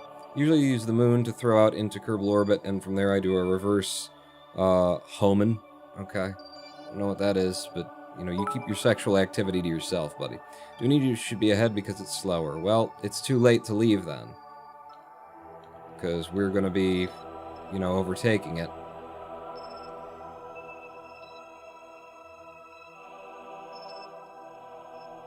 So we just have to wait another year or something. And this is the fastest that I can warp the game, too. I'm here, and guess what, you son of a bitch? I've got beer. Well, I am transferring to Duna right now.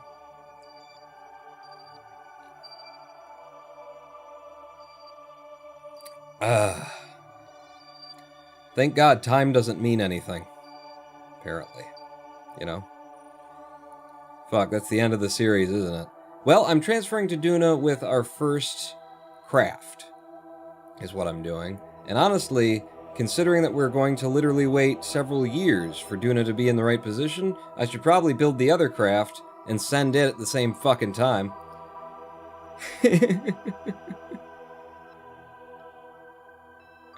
Kind of curious to see about,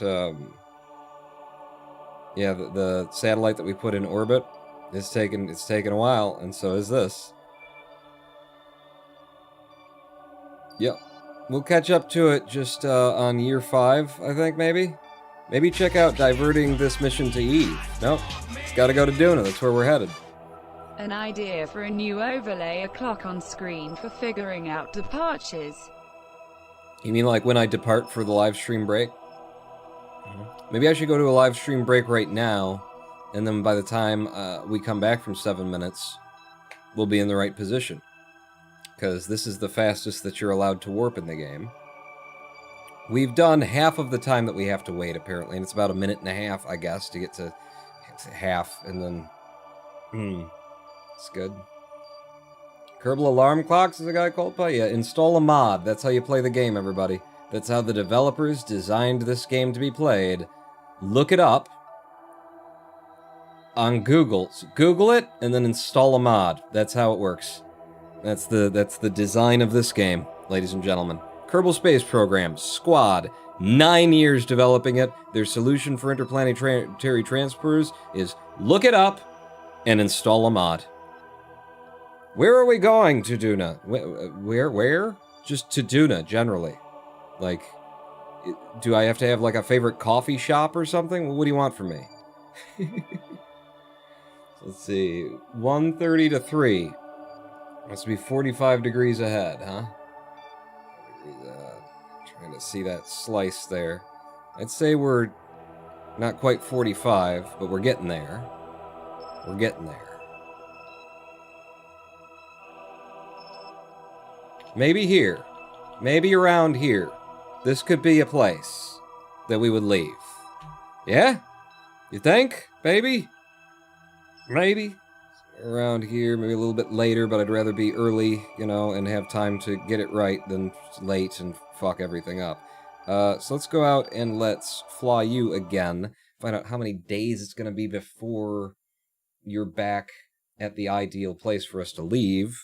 We can actually get there faster, too. Ooh, okay, target Duna. So wait a second. We're coming up to our AppWaps now. If, in 13 days, I were to burn us so that we rocket down at Kerbin.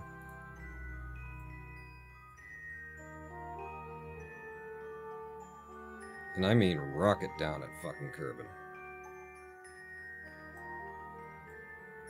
You know, but still in or above the atmosphere. Somewhere down there. And then, from down here, can I make a second maneuver node? I can. Thank you. Pull you down to the periapse. I think. Kinda hard to... You know what? Give me maneuver number 2. Pull you down to the periapse. Whoa, whoa, whoa, whoa, whoa, whoa. You move weird. You move the camera with me because now I'm focused on you. And then we blew out.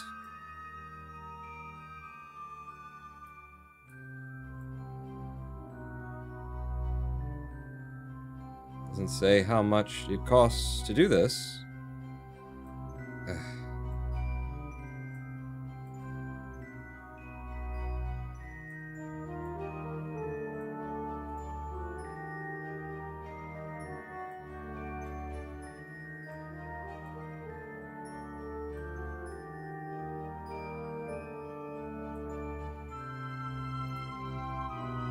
What do I gotta do here?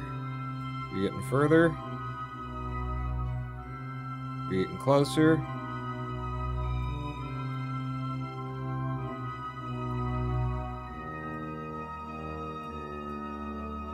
I'd have to burn kind of both at once, is the idea.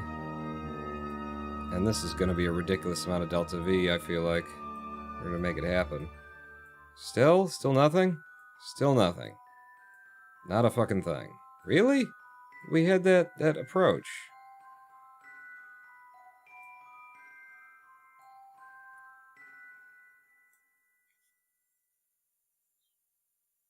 Target position at closest approach, so we would be early?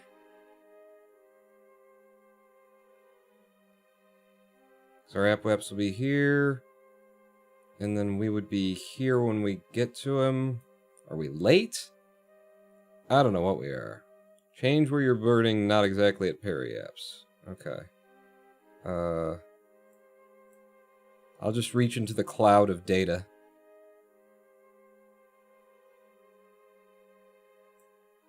Alright, that's actually pretty okay there. And then, what could I do to get closer? Well, not that. Definitely not that. Oh! Fucking... Don't know what happened. But it happened. Okay. Maybe we hit the moon or something on that? I don't understand.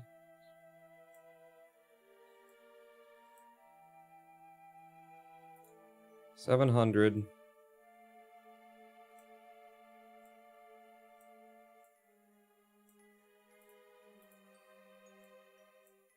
And the fact that they don't reappear is just fucking awesome, don't you think?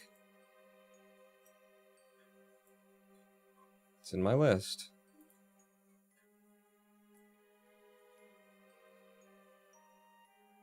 What? No! What is this? What is that?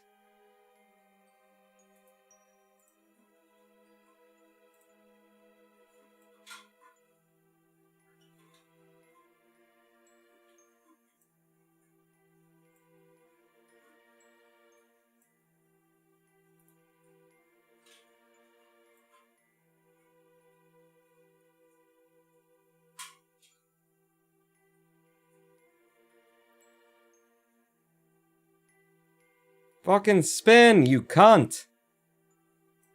There you go. 119k. Something that we could adjust on the way, anyway.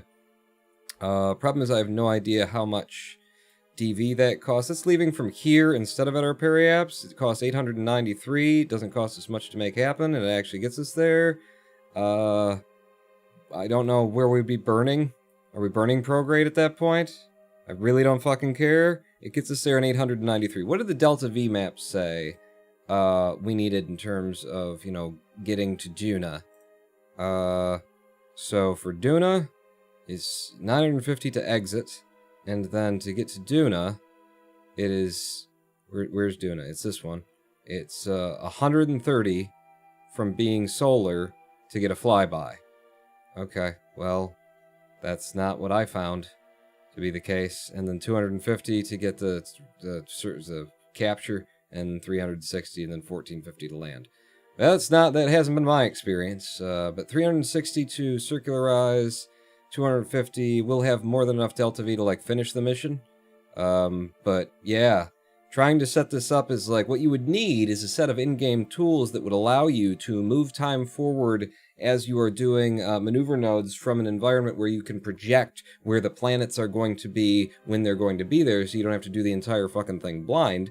And then you could, you know, plan to have a ship in the right place at the right time. As it is, what my experience has been here today is that you put a ship up there so that you can target something and have some idea, and then you just fucking look it up, and then you get it kind of near there, and then all your plans go to shit anyway, and you're burning from a fucking radial position on instead of down at your periapse. So there's that.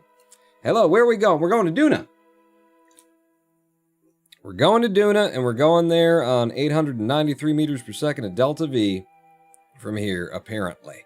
And we're doing it right goddamn motherfucking shit-eating dick-looking goddamn now. F5 and take me there. Because it's been too long. I can't deal with your shit anymore. Take me up. Where's the planets? There's the planets. Whoa! See ya! Okay. Here we are. We're to the maneuver node. And we have 2 minutes to the node. And the burn time is going to be 1 minute and 38 seconds, is what it estimates. Hope this works out.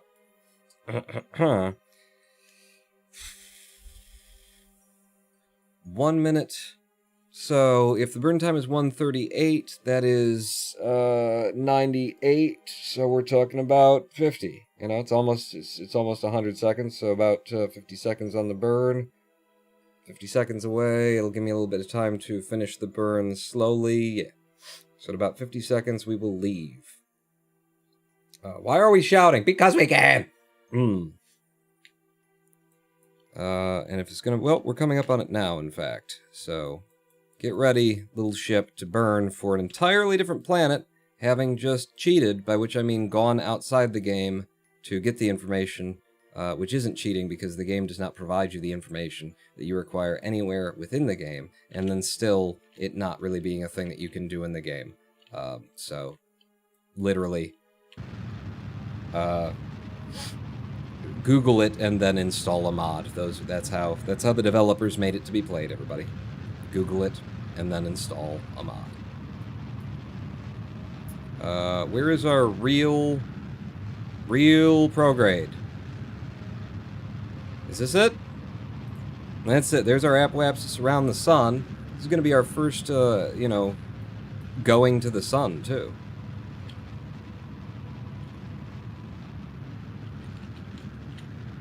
There. Really? If that is our true apoapsis right now, it doesn't seem like we're going to need another 500 meters per second to get to it, but maybe I'm wrong. I guess I am, because it's not doing a lot for us at this point, is it? We're not far off of our prograde either in this burn, so it is efficient for the, you know, directionality of the burn. It's just not efficient for the fact that we weren't getting a nice O-berth kick from our fastest speed relative to the body that we were orbiting. But, fuck it. You know, at the end of a half an hour or 45 minutes just trying to figure out a way in-game to divine what it is you need to know just to play the game, I'm just ready to go at this point, is what I'm ready to do. We're going toward 22, apparently, and then we want to park up on there. With 100 meters per second left in this burn. Ooh, what was that? I don't know. What was that? Was that an approach? Is that the one we're going? Just keep burning, Pawn. Keep burning. Finish the burn. I can't tell what the fuck's going on here. Something popped up.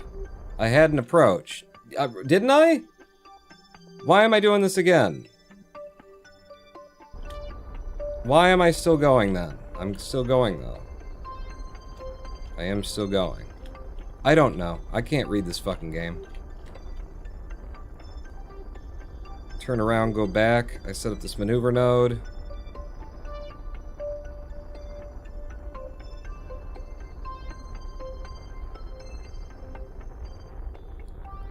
...20-some meters per second. We are dead on fucking target, too. It's not running away from us or anything. It's crazy.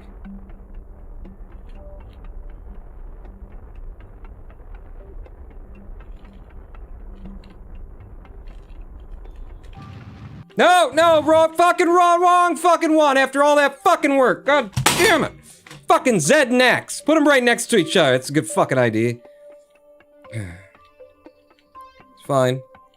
It's fine. I love the game. Love the game. You know, it wouldn't be any different either if they wouldn't, you know, I wouldn't have a different feeling about the game if I hadn't spent the past fucking half an hour trying to find a way to play the game in the game and found out there is none. It would be exactly the goddamn same. Thank you, go away. What's going on? What's our real, like, world thing at this point, huh? What is that? What are you? Is that real? Is that real? Because it didn't change the whole fucking time. I don't have any other maneuver nodes out, do I? Is it real? I have no idea. Z and X are right next to each other on the keyboard. Game is broken. Well, I went to fucking hit the one and I hit the other one. Wouldn't it be nice if there was a little space between them? Z and C? These are things that designers would think about, wouldn't it? Wouldn't they? That's the thing. Focus on Duna to see how you did. Duna.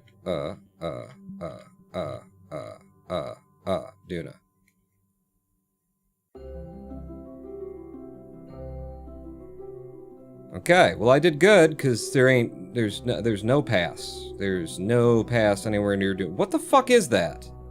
Target at closest approach. Where is that coming from? Is it real? Here's what I'm gonna do. I'm gonna go, yes, that's real. That is real. Okay. we can just do the maneuver when we're out here, and it'll be fine. So fucking warp me there. I can't, I don't... Closest approach, not gonna enter the SOI. Need closer. Yeah, we'll get there. This is why nobody goes past Duna when they play the game. You go to Duna, and then you realize that nobody bothered to design the game. Fuck this game. And you're right. That's how that works. Where am I? Go to me. Hi, me. Let's say we were to do this from, you know, just a bit in front of me. 3 hours, just a bit in front of me. Add a maneuver, and go to... Well, first go out here. Closest approach. Nobody thought to give you the tools necessary to be able to do what you need to do in the game. So, you know, no big deal. Closest approach. Sorry? Alright, let's, it says 4.5 million at the closest, but that's going to be the second one, I guess. So now to... Duna. Okay. Where are we at? We're out here. Got it. That's 43 million. Okay, understood, understood. So... Bring you up.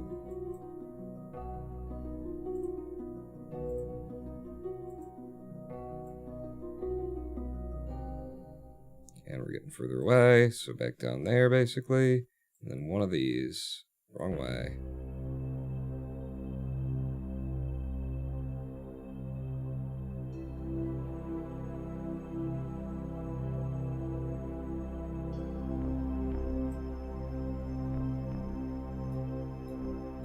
Okay.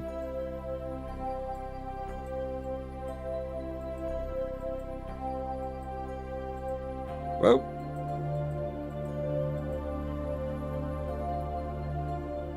So somewhere around there, for 64.3 meters per second, puts us at periaps of 72 kilometers.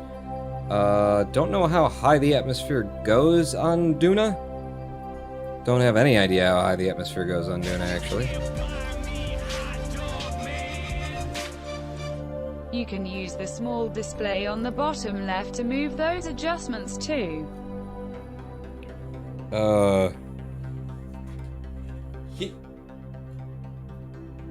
Here?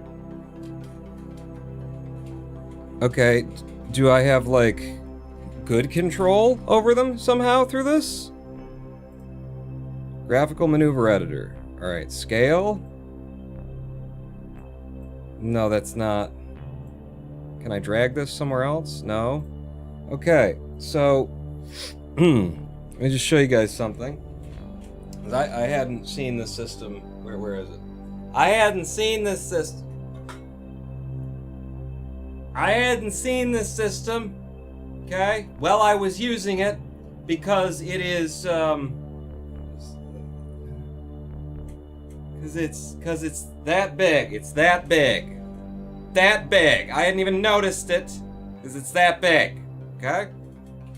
I have this noted in my notes for what is wrong with the game and how you fix the game. I have this as a thing, this is how you fix it, except for this is supposed to be, like, bigger than I can make on the webcam and over there. And it pops up, come over here, and it pops up in a draggable window, and it has buttons on it that say, you know, next SOI, target self, you know, or target ships. There's a whole bunch of buttons that actually help you do this that we're doing now. To be fair, it was mentioned a few times. That's not really fair. Like, so in a running chat, it was mentioned a few times by you guys, and that doesn't help with the game design, does it? You can adjust the scale for finer adjustments. Yes, I can see that on the scale thing. I was hoping that when I dragged it up, it would get bigger, because this is slightly larger than the maneuver. It's smaller than the fucking maneuver that I yell about on screen. It's fucking smaller than it. The whole point was to make it big so you could see it and interact with it with... Oh my fucking god. I'm gonna scale down to like 0.2 and see if that allows me to do a thing. This is just like Wow! You actually tried to fix it and fucked it up? Congratulations on being horrible at everything. Like, you realized what you were lacking, and then you put a system in that does not fix the problem that you have. Holy shit. It was actually better, I think, when I didn't have to, like, I imagine that you just didn't care or didn't know or couldn't be bothered, but you integrate the system and this is what you put in. It's smaller than the one on screen. I guess everybody at fucking KSP has, you know, in their design, they got 50-inch monitors and they've all got 2015 vision and they're scaling up the UI or something. I don't know what the fuck. Do you realize that other people have eye issues and every element in your user interface is as tiny as you could fucking make it? Do you...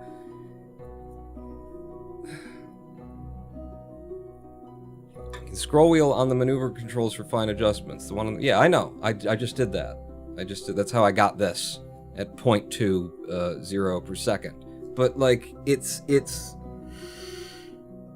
I know that you have controls to scale the UI in the settings, but like at a scale of this design right here, I would have to have my fucking ball would be covering the planet right now in order to have the thing that's behind me right now that you integrated be of the size that I would feel is appropriate for this job. You can scale the GUI in the graphics settings. Yeah, I think I said something about that just 7 seconds ago. Can move the ball too. It would be huge though. Can I scale them independently? Like, this is fucking what design is about. And this is why you hire a graphic designer and also people who have designed games before and not just shitty German simulators. I do have a perfect equatorial right now pass on this. Now, how close can I get to Duna? Don't tell me. Because what I want to do is fuck around with this incredibly tiny maneuver node that's just behind me on the screen. That's how small it is. It's just behind me for all the space that I take up on screen.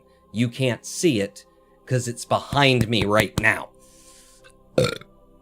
I'm going to come in a little bit higher if I can. Not that high. And I won't hit this perfectly anyway, but you know. This is at 0.2. And also it doesn't react... When I click on it and drag, I have to go multiple pixels away from the original point before it starts moving. So I click on it, and then I move my mouse, and it doesn't start moving, and it doesn't start moving, and it doesn't start moving, and now it's moving.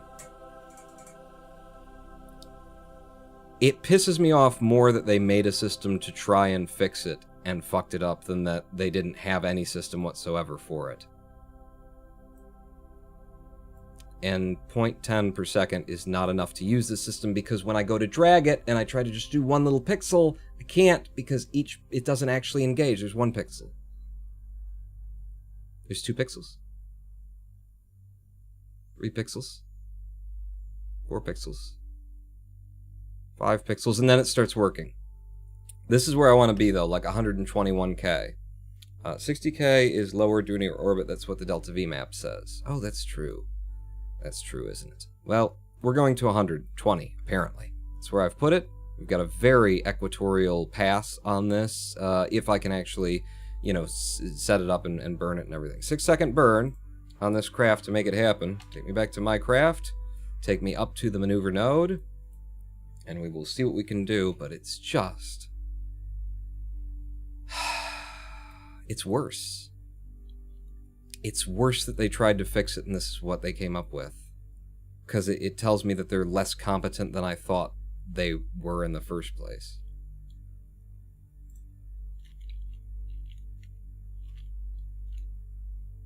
Like, if you just didn't take the time, you didn't make the effort, you didn't care, you didn't think it was a problem.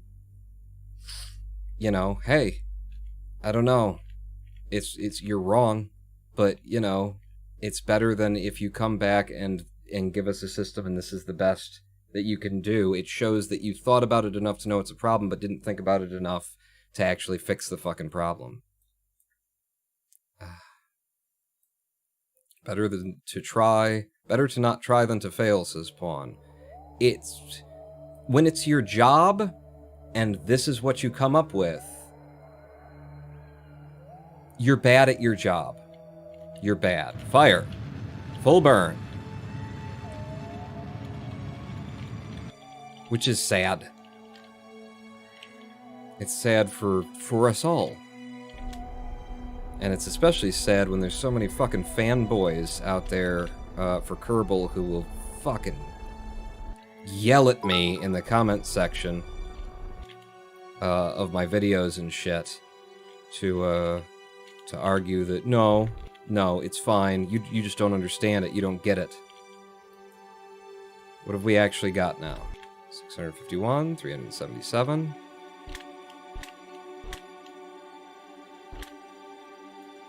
There's 144. That's where we're going, people.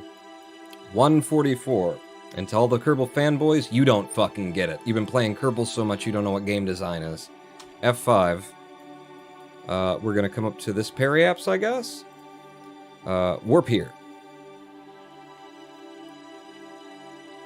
And I guess I'll go back to my ship so that we can watch the exciting approach of Duna, so marred by this game being shit. This is why, you know what? We'll definitely go back to cluster trucks soon, because the reason why nobody goes past Duna is this is the experience that you have. You have to use maneuver nodes for very fine maneuvers. They never had a system in the first place to allow you to do fine maneuvers. Now they do, and it's actually worse than the system they had in the first fucking place. Hi, Duna.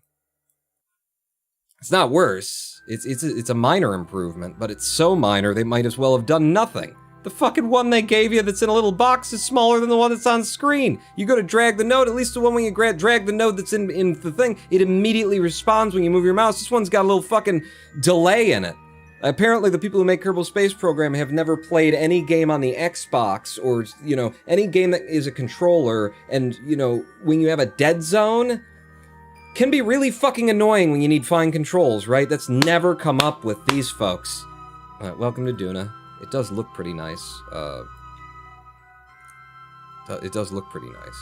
That isn't because of Kerbal Space Program, though. That's because of the developer of Scatterer, who put a lot of effort into fix Kerbal Space Program, bring it up to date with the just bare basics graphic standards of 2018, which I think was the year that it released in. I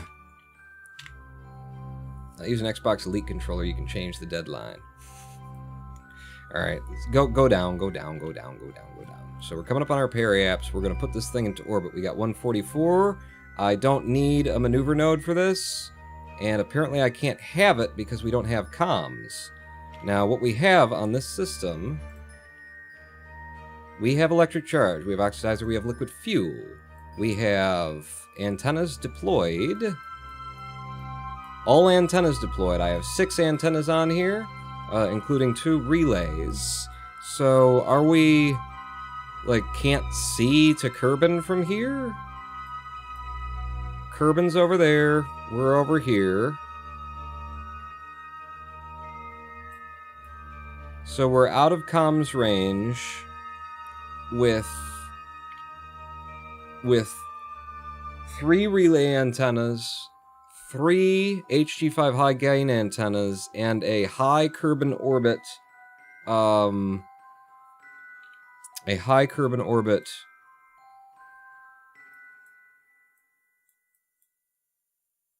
satellite that also has 3 relay antennas on it. 3 RA5s is what they're called, right? RA5s? RA2s. 3 RA2s on it, and we can't communicate with Duna. Planets in the way, maybe? I mean, there's all the things. No.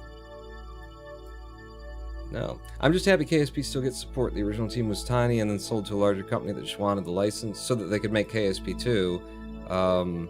Does it get support, or does it get people trying to release DLC to make more money on a game that's full of bugs and needs design patches to the nines? I'm not sure which that is. I'm not sure. Does he have satellites around Kerbin? Could be KSC is facing the other way. Yeah, maybe the satellite is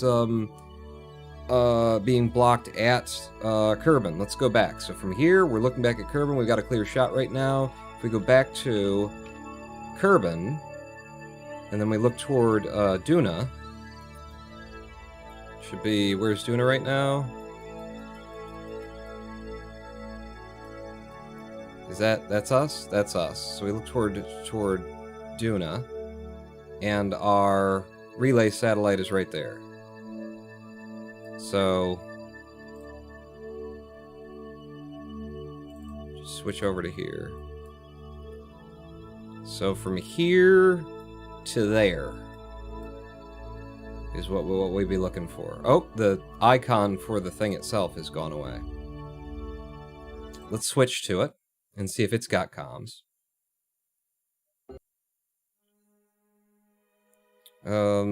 You have full communications with a lot of things, actually. And this is, you know, really high outside of Kerbin orbit there. Lots of communications. I will also mention that we have upgraded to the level 2 comms system, I believe. Let's head in and go to the let's just go back to the Space Center from here. How come Ronan Pawn is such a bug magnet? You think there's something broken, Kenneth, with my game save? That would be the game's fault, by the way, for my comms to be so incredibly shit. It's not just the design of the game. He refuses to play vanilla. The only thing I've got in here is science alerts and ship manifest. Everything else is visual. What the fuck are you talking about? The tracking station is upgraded to the point where we would need to go 1.1 million to upgrade to the DSN power of 250G. And let's also go out here, since I'm catching shit about not playing vanilla when I am as vanilla as I could possibly fucking be, while not suffering the shitty, horrible science game of career mode. The KSP comms spreadsheet. Comms. Let's see. Drive. Comms. Net. I'm looking for under Google Drive. I've got a thing. So hang on, I'll put it off screen and I'll try and find it in the drive. But I made a copy of this. In fact, Sheets. Fucking Sheets. Yeah. Give me just a second in my thing over here so we can find the ComNet. This is a system, this is a spreadsheet that a player of Kerbal generated. Because this is the level of complication that is required. So we have Deep Space Network 2, right? We've got, that is in reference to the upgrades to the station. Unless it's 3. Are we at, we've upgraded it twice, right? So this would be 3, I would assume. Am I wrong about that? It says 250 million. And you say, no, it's 50G. 50G is what we've got right now. So go back to 50G. It's DSN2. So we got 50G, and then we have also, do I add anything more to this? I don't even understand how to use this fucking thing here, but we've got RA2s, 3 of them, RA2, RA2, RA2, and then we've got 3 HG5s, HG5, HG5, HG5. And it says that direct single strength at minimum distance 65%, at max distance 0. We are somewhere between minimum and max on that. We also have, in addition, and I don't know if this is how this works, but I have an RA2 that is like between us. So, it still says 65 with direct, and then there's relay signal strength is what it is. So apparently this is how it's designed, Kenneth. This is how the game is designed. This is what they want the game to be. Is you put 6 antennas on your vessel and you still can't communicate. Comm system is good in function. I'm gonna have to stop reading you right there, Fuzz Man. I can't take anything else that you say seriously from the comm system is good in function. I know that I will disagree with the rest of it. So, tracking station. You've lost all respect for me at that point. Let's go back out to sticking a probe up Duna. Because we have no comms to it right now. Which one is it? Is it you? It's you.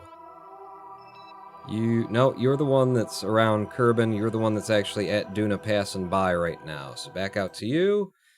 65% at minimum distance. We are close. We should have, like, I'm curious to see if it tells me I have any percent of comms here. Just not connected. I have 0%. So, minimum distance from Kerbin would be if Kerbin was right here. Kerbin is 45 degrees around, and I've got no comms. With all of that set up. All of that set up. I don't think 65% min is accurate. Well, then, you know, you can't say that the game put it in here, so the guy who made the spreadsheet, you know, complain about him trying to do what the game refused to do, or was unable to accomplish. Atmospheric pressure scan, let's take it. Hey, we might be able to transmit it in future. Let's take all the science we can possibly get. So give me an atmospheric pressure scan. Reads as if it were 0, as if it's in a vacuum. Good, copy-paste to the text from everywhere else that part is used in the game. Material study.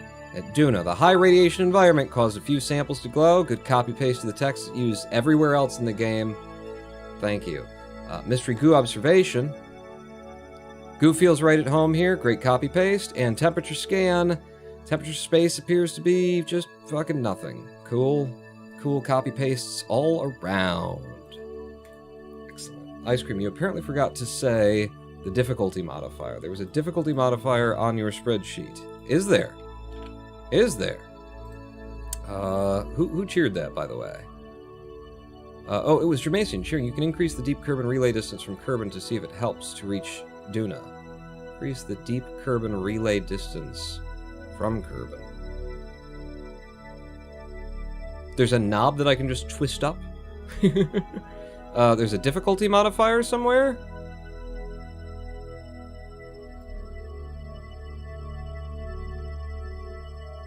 Difficulty settings. Range modifier, DSN modifier, system rescale factor. I don't know what those numbers should be for hard mode.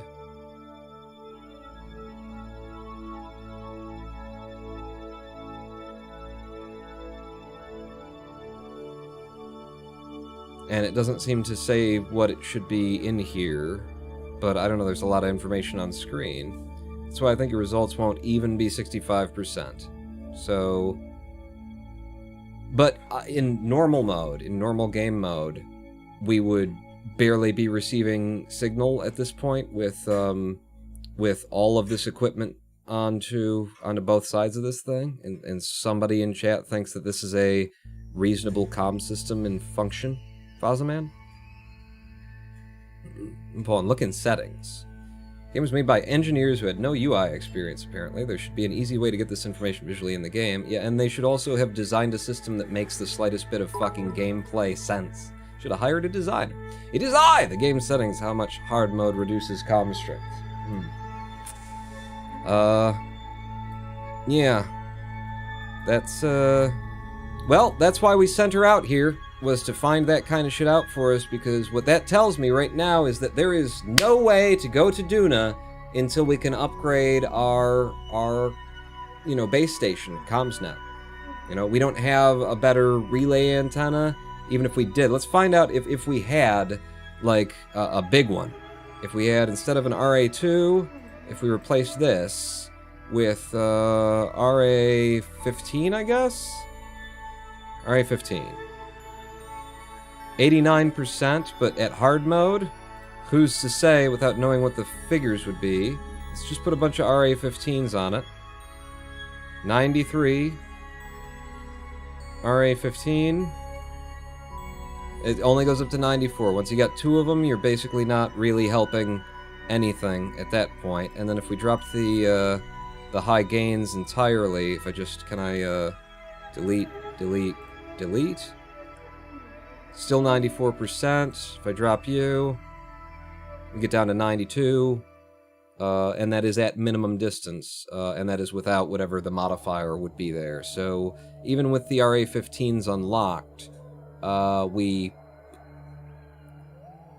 just basically need the only way to go to Duna, I think, would be, if I put an RA-15 there, doesn't make much of a difference. So let's go ahead and delete that as well, is to have DSN3. And then Duna, even at max distance, has 58% signal. And we'll just do that with the Communitron 16.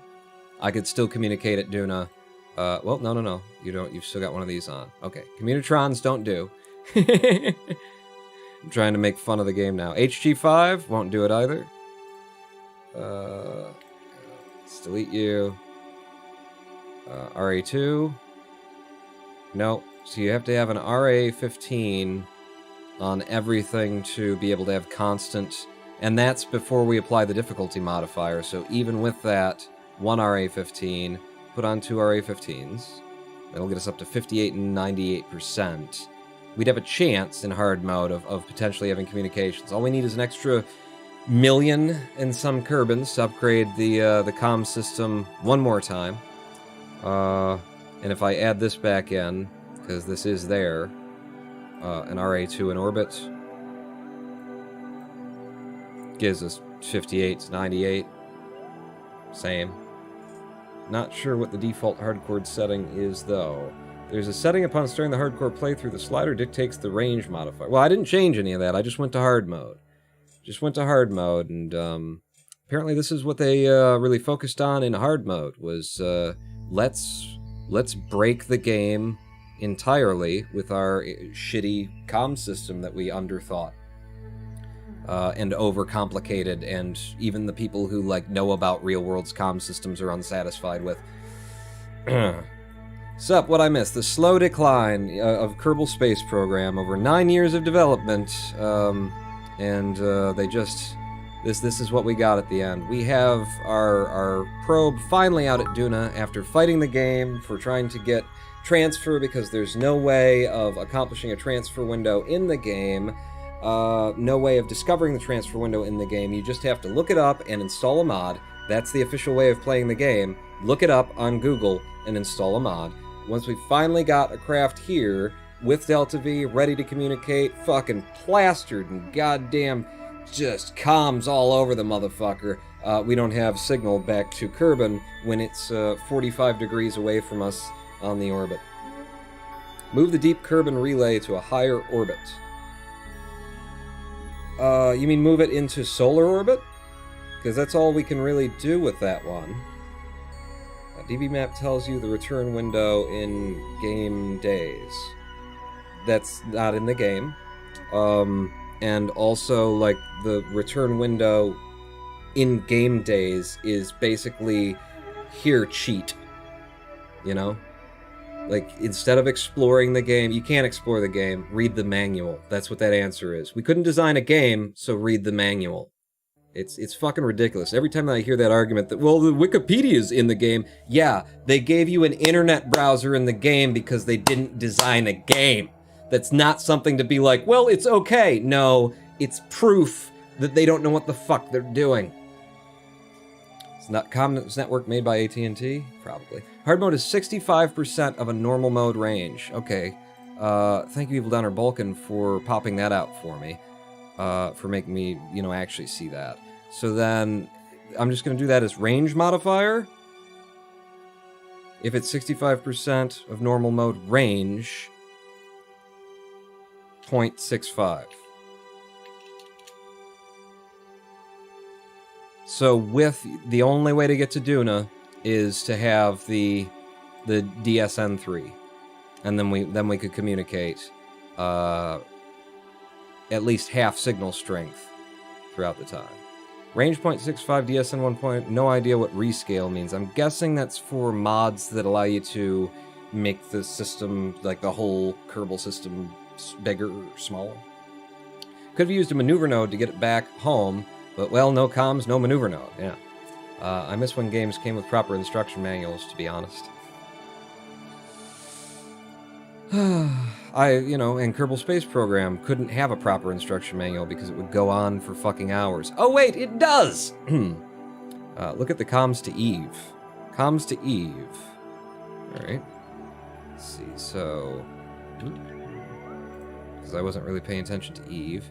Eve is $69.99 with the range modifier and stuff, so it's pretty goddamn similar. 42 to 97, 69 to 99.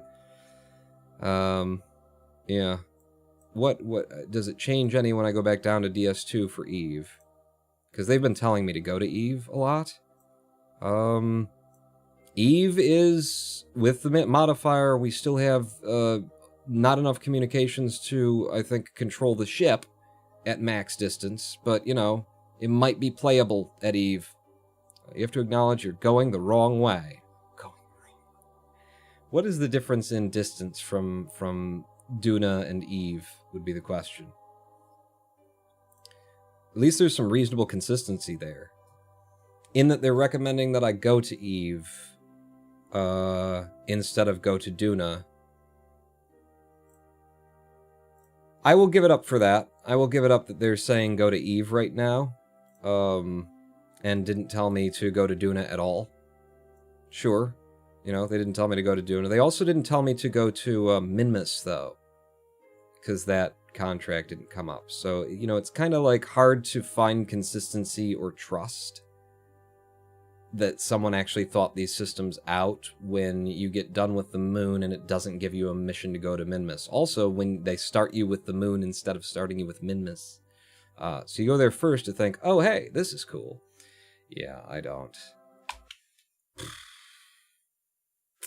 Who wants to play Cluster Truck? I feel so like this is why Kerbal this is why people don't go past Duna. The statistics that they gather themselves about people playing the game, people don't go past Duna. If you even bother getting there once, you go, oh, fuck this. The harrowing fucking just the maneuver nodes that don't work, the lack of any way of discovering in-game what a transfer window looks like for Duna, the fact that you can only time warp at, whatever you can, which means you're literally sitting there for 3 minutes waiting for Duna to come into position after you've looked up online and just read where you're supposed to go, because that's what they tell you. Apparently there's a time schedule map of when you should leave, which really feels like I'm naturally evolving my gameplay and my universe and stuff to just look up somebody else's bus schedule of when you go to Duna. But once you go, there's no way to get the windows. The maneuver nodes suck. They actually put in a new updated maneuver node system that makes it, this much better, while also making it, so obvious that they made the maneuver node 6-axis thing smaller. Play one finger death punch to get the frustrations out. Really satisfying. You just want me to play that because you give it to me. Because you wouldn't give it to me. Just, how could any player get to Duna and, a new player actually put in the effort to try and get to Duna, get there, and not feel like, wow, why would I ever put that amount of effort into this ever again?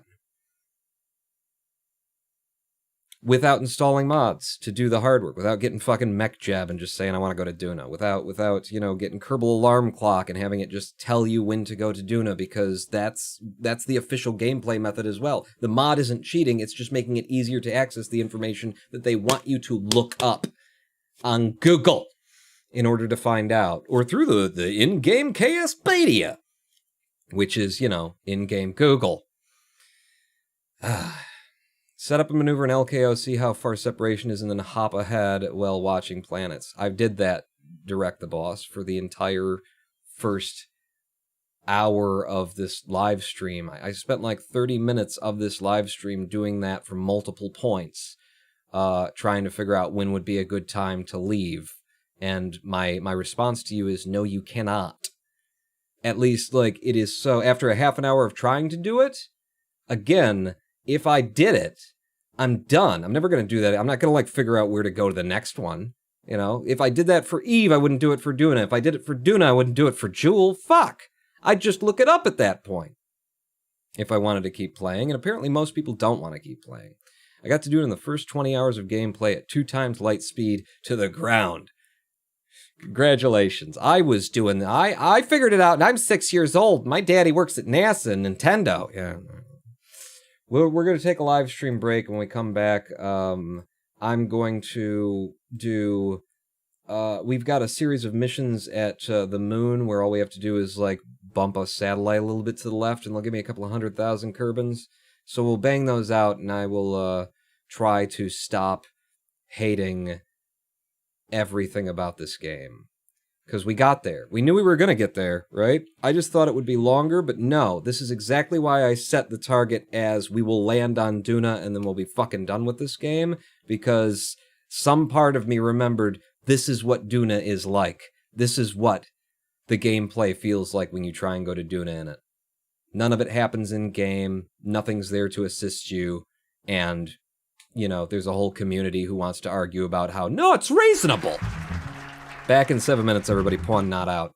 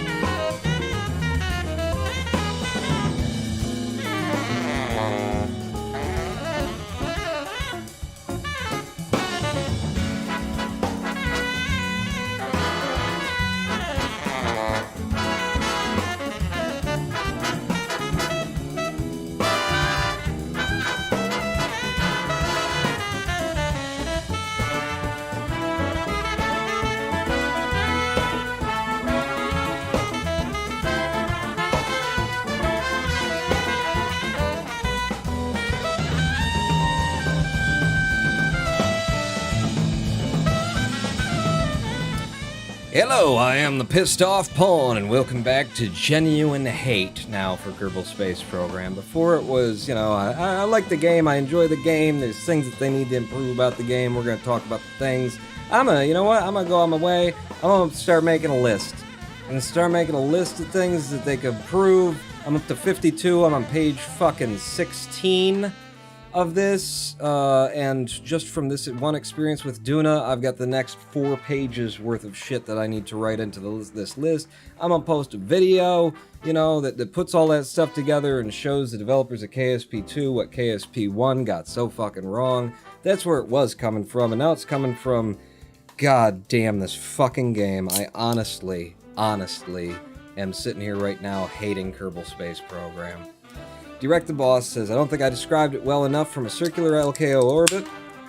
And I already have my response for this, and I only read the first 2 lines. From a circular low Kerbin orbit, you set Duna as target and extend a maneuver node to hit the Duna orbit, check the arc length between the closest approaches, and then destroy the maneuver node and time warp while watching the planets wait a second. Check the arc length between the closest approaches, then destroy the maneuver node, and time warp while watching the planets until they are close to the same orientation of the arc length of separation you had, then reset a maneuver node, and you should be close enough. I don't have a response to that. I think that responds to itself in terms of, no, the game is built well. Method Road and Pawn Tribe was close to this, but not nearly the same, can easily do this without cheating. So you create the node, then destroy the node, then get close, and then you rebuild the node. I put it to a large orbit. I figure you put it on the outside of Kerbin. Why? Because if we put a high Kerbin orbit thing that takes, like, you know, half a year to get out there, then we'll be able to try and project where the planets are. The problem is, the game doesn't project where the planets are going to be when you're, you know, adjusting your maneuver node. It projects where Kerbin's going to be if you're around Kerbin, but it doesn't project where you're going, even when you've got the planet targeted. So you can't see where it's going to be while you're doing the target. So as you move it around, you don't get to see, oh, it's getting closer. Oh, that's where it'll be. Oh, that's what's relative to my elliptic. That's where I will be and where it will be. And then I'm getting closer to where I would be and where it would be. You can't do that because they don't project where the planet's going to be. They just show you where it is. And then what do? Well, you just go out to the tracking station, you wait till it goes around, and then you fucking look it up and find out where it's supposed to be when you leave. For all I know, Duna's supposed to be, I was like, it's supposed to be on the other side of the fucking sun? I don't know how long this trip takes. I don't know how long they're gonna have to be. You gotta have some idea of how close they need to be before you even start making that maneuver node, which means look it up. I did, instead of LKO, I did it at the fucking moon to try and do it the way that you're talking about, and I put the maneuver node out there and then tried to do the thing, and I couldn't fucking do it. So, what? You know? They didn't design the game with a method for you to get out there, and if you have to create a node, then destroy a node, and then wait, and then create another node, that is not... Even though it can be done, if it can be done, because I still don't understand what you're saying to, like, discover the window yourself. One, new players can't fucking do that. They're not thinking in this fucking calculus of make a node, delete a node, put another node here, but delete the second node, but first node and the other thing. But even if you can, there are simple adjustments to the system. I just described one of them. Shut up. I just described one of them. Project where the fucking planet's gonna be when, you know, the next planet, just the planet that I've targeted. And then you don't have to calculate for all the planets in the system. You know, CPU overhead, we can't do, just project the planet that I've targeted. I targeted fucking Duna. It still doesn't show where it's going to be as I'm changing my, you know, orbit around it. That alone would make it 100% more doable. Not as good as it could be. I got a whole thing written up about how you could do this with the tracking station, which would make the tracking station feel like it was a thing that you're actually using other than to just go to your vessels that you've already put where you're putting your vessels, and waiting for and using it to wait for fucking time to pass because you can't warp above a certain rate when you're, you know, in low orbit of things. You could do it in the tracking station with a proper plotting thing. You could plan a mission and actually feel like NASA by planning your mission before you do it and then going out and doing it, getting an idea of what you're about to do and then doing it. It's not that hard. They've got all the systems built in map mode. They just got to put it into the tracking station. But they didn't. And so it's not, you know, about that you can do it. Like, in response to my video showing, which is just my gameplay, I'm just cutting it into the gameplay. It wasn't even like a willful, intentional critique of Kerbal Space Program. But in the video where I showed that the creation of a Mark I crew pod with a cargo bay below it, and then the Science Junior, that's unreturnable because of aerodynamic forces, and that is fundamentally like so wrong for game design, and you're teaching the players up front. What you're teaching them is you can't trust the game. We will give you parts and things at times, and we'll give you missions right next to them that you shouldn't trust that they have anything to do with one another. And we're sending you signals in the game, and we haven't balanced it for that. We're just sending messages that are ridiculous. In that video where I showed that, I got a guy saying that, he disagrees and describes as part of his argument that you can actually make those things come down. All you have to do is put the parts that are 1.25 meter parts on the top of the, capsule, which has a 0.675 meter connection point at the tip of it, and then you've got the weight at the bottom so that it will stay in orbit. That's all you got to do, is make a completely ridiculous looking craft that doesn't have any like aerodynamic appearance to it, and there you go. That's all. So the game, like, the people who say, no, there's a way to do it in the game, and then they explain these incredibly convoluted, incredibly difficult, ridiculous fucking methods for doing it, and then say, as a counter-argument to KSP is poorly designed, my God, can you believe this shit? And then they, all you gotta do is, look, Scott Manley creates a node, and then he creates another node in front of it, and then he uses the node from back here in order to observe the node that he's using, and then he comes over here, and you shouldn't have to jump through all those hoops on a well-designed game. And the reason you do is because this one isn't well-designed. If you want a simplified rocket sim, just play Simple Rockets 2. I don't want a simplified rocket game. I want one that involved a game designer at any point in the 9 years that they spent getting it to this point. We're 1.10, and this is still how the game plays.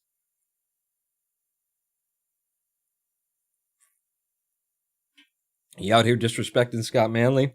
I'm disrespecting Scott Manley for sucking the asshole of Kerbal Space Program. Yeah, for being the guy who explains all you have to do is this, that, and the other thing without ever, like, stepping forward and saying, and really it shouldn't be this way. Yeah, I'll disrespect Scott Manley. I never liked him in the first place. Nobody likes the guy who's, more popular than you are in the entertainment space that you're in. So I already had that against him. So yeah, I'll disrespect him for being the guy who, who just fueled so many, I feel like I'm out here alone shouting about that, the Trump is in office, and everybody else is like, no, he's not. Or by which I mean the sky is falling, and it literally is, like the moon is encroaching. They're looking up and saying, it looks bigger, but I'm sure that's nothing. The amount of fucking psychotic behavior when it comes to Kerbal Space Program. Mine is psychotic, but they've driven me to it. The psychotic behavior of people wearing fucking horse blinders and rose-colored goggles, and, I come around to say, this is kind of fucked up. This shouldn't be like this. All you'd have to do to fix it is this. And I get just, a comment section full of people going, you're an asshole. You don't understand the game. You don't get it. I've been playing it for 6 goddamn years. I was the one to introduce you to the concept of fucking ore and drilling and shit like that in 1.04 on Kerbal Space Program's own goddamn Twitch channel. And all the other streamers didn't do it.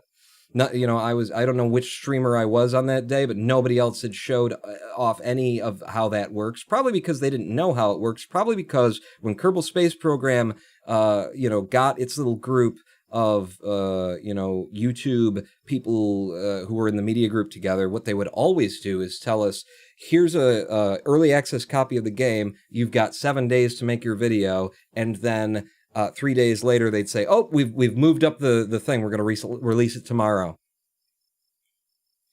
which I had thoughts about making a video about after I make the video about after I make the video about how Kerbal Space Program is poorly designed, is to talk about my experience in the media group as a reference to what happens out there that is often more evil and vitriolic and intentful than it was in the KSP media group, where game manufacturers take advantage of sort of small to middling YouTubers to make them feel special.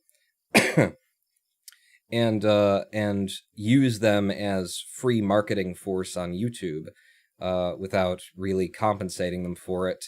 And then pull shit like that, where it's like, here's the new patch for the game. We're going to give you early access to it so that you can review it and introduce people to the concepts and give your impressions, and then change the date so that you don't have time to actually review it, get impressions, and give feedback.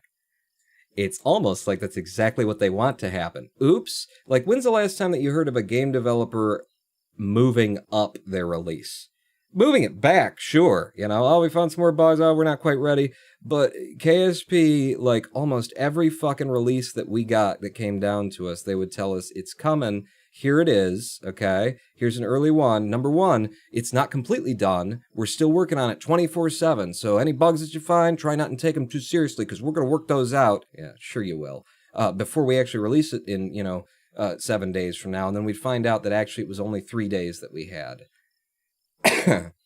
And so unless, if we were being paid to drop everything in our lives and, really deep dive it in the course of 3 days, and if we were being told that we only had 3 days, there you go. But no, what you do is you hand people the new shit, make them feel special, bring them into your close little group, and then you don't give them enough time to give an accurate review. And then on YouTube, you get all this glowing praise about all the features that you've just put in that no one's had opportunity to actually test and see if they work. No one's actually had opportunity to test and find out that, oh, well, the radiators don't really actually work in 1.04 for some reason. There's a glitch here, so you can't really drill on the surface of things. Well, I guess maybe they'll get that in another patch. Oh, in the 1.0, it turns out that landing gear doesn't actually function at all. So that's like 50% of the game around planes and stuff, that you can't really fly a plane anymore. In the fucking 1.0, like, you don't get the chance to find out what they fucked up, and then you end up as a creator producing content that is, marketing beneficial to a company that has just taken advantage of you without being able to give your actual impression because you didn't have time to form one. But you're in such a rush to put out the content because the only way that you are being compensated for this is by having your early content and getting extra views, and maybe you'll make $50 on YouTube by having one of those early videos. Fun fact, Pawn just kind of thinks every game sucks, except Cluster Truck, maybe? No, I'm not. I like Cluster Truck. I like The Swindle. I liked FLCL. Very, very well-balanced, tight game that just works. No bugs that I've ever encountered in FLCL. I liked Out There Omega Edition, which had FLCL vibes going on to it. I enjoyed, what's the other one that I got? Streets of Rogue, very good, very tight. Again, didn't run into any bugs while I was playing that, and it's an evolving gameplay, very, interestingly balanced. Every character's got a different way of playing the game. Riven, that's my favorite game, Riven, and that one I will bitch about because, like, the final puzzle just doesn't make any goddamn sense, but everything else about that game is just absolutely perfect. Best game that I've ever played. I like this kind of thing, EVA Punks and Shenzhen IO, little coding games. American Truck Simulator, there could be more going on in the game, but, it does what it's going to do. House Flipper you get a little bit of fun out of that. What else we got here? Just looking. Outpost Zero had a lot of fucking potential. I don't know whatever happened with it. Kind of burned out on it in early access myself. Yeah. I don't know what else. It's Faster Than Light. I got FTL right there. Did I say FLCL? I meant FTL. Faster Than Light. Is it Furikuri? Farming Sim. I could complain all day about that, but I enjoyed it a bit. It definitely burns out fast. Cities Skylines. There's another one that I enjoy, but, I can complain about everything. It's not that I think they suck. I've got standards and feel that you can enjoy something while still critiquing it. And this I was enjoying right up until day 12. While critiquing it. And after the experience of just going out to Duna and finding out that my what I figured to be an overpowered comms net, and I'm putting way too many, you know, antennas on this thing for it to really need this, but it looks cool doing it. We'll throw them on anyway. I still don't have comms at Duna. Still don't have comms. FTL is a good game, yeah. You bitched about House Flipper for ages because of awful optimization. Yes, it did. Yes, and also the inability to move, like toilets and things like that, to move the wet walls and stuff, and thanks to, you know, people playing games and bitching about the things that are actually fucked up in them, like optimization and the ability to move toilets around in a game like House Flipper. Now House Flipper has the ability to move toilets around in optimization. Whereas Kerbal Space Program I've been bitching about for 5 years, and it's still where it was 5 years ago. So I guess I'm old man shouts at cloud here. I'm bitching into the wind because no one is fucking listening. Or has ever. Position orbital moon relay in an adjusted orbit of the moon, and then position orbital moon ray in an adjusted orbit of the moon. If we have any delta V in that relay at all, I gotta think that we do, then we can pick up some muns right here. It's not much, but hopefully we can do it. Science data from surface of the moon, we can transmit that from Kenneth's place, so let's go out and do those things. I think if you wiped and started on normal, you'd have way more fun playing. You think? I think I'd still have the same complaints, mostly, and the only thing that would be different would be CommsNet, because that really is the only difference in hard mode. It's CommsNet. I mean, money is part of the game, but, you know, I never butted my head up against money. You never really do, even in hard mode. Like, the economies aren't balanced enough for hard mode to really matter for money. You know, we got really close to dying, but it was very early and we didn't die, you know, to being bankrupt. And it would have been because I, you know, made the choices I made. I wouldn't have been angry about that. But, yeah, I mean, the only apparent change in hard mode is the CommsNet, which they fucked to a point that doesn't make any goddamn sense, I guess, in order to make it harder. I'd be all for you trying a new game, but I'm kind of oversaturated on Cluster Truck. Well, I'm a speedrunner, so there will be Cluster Truck in our future. Which, is it this one that I have the mission for? God damn it. Mission. It's be in command of Orbital Moon Relay. Orbital Moon Relay, that is you. Let's go out and fly it. So we'll fulfill the first part of these 2 contracts. Hopefully there's Delta V in it.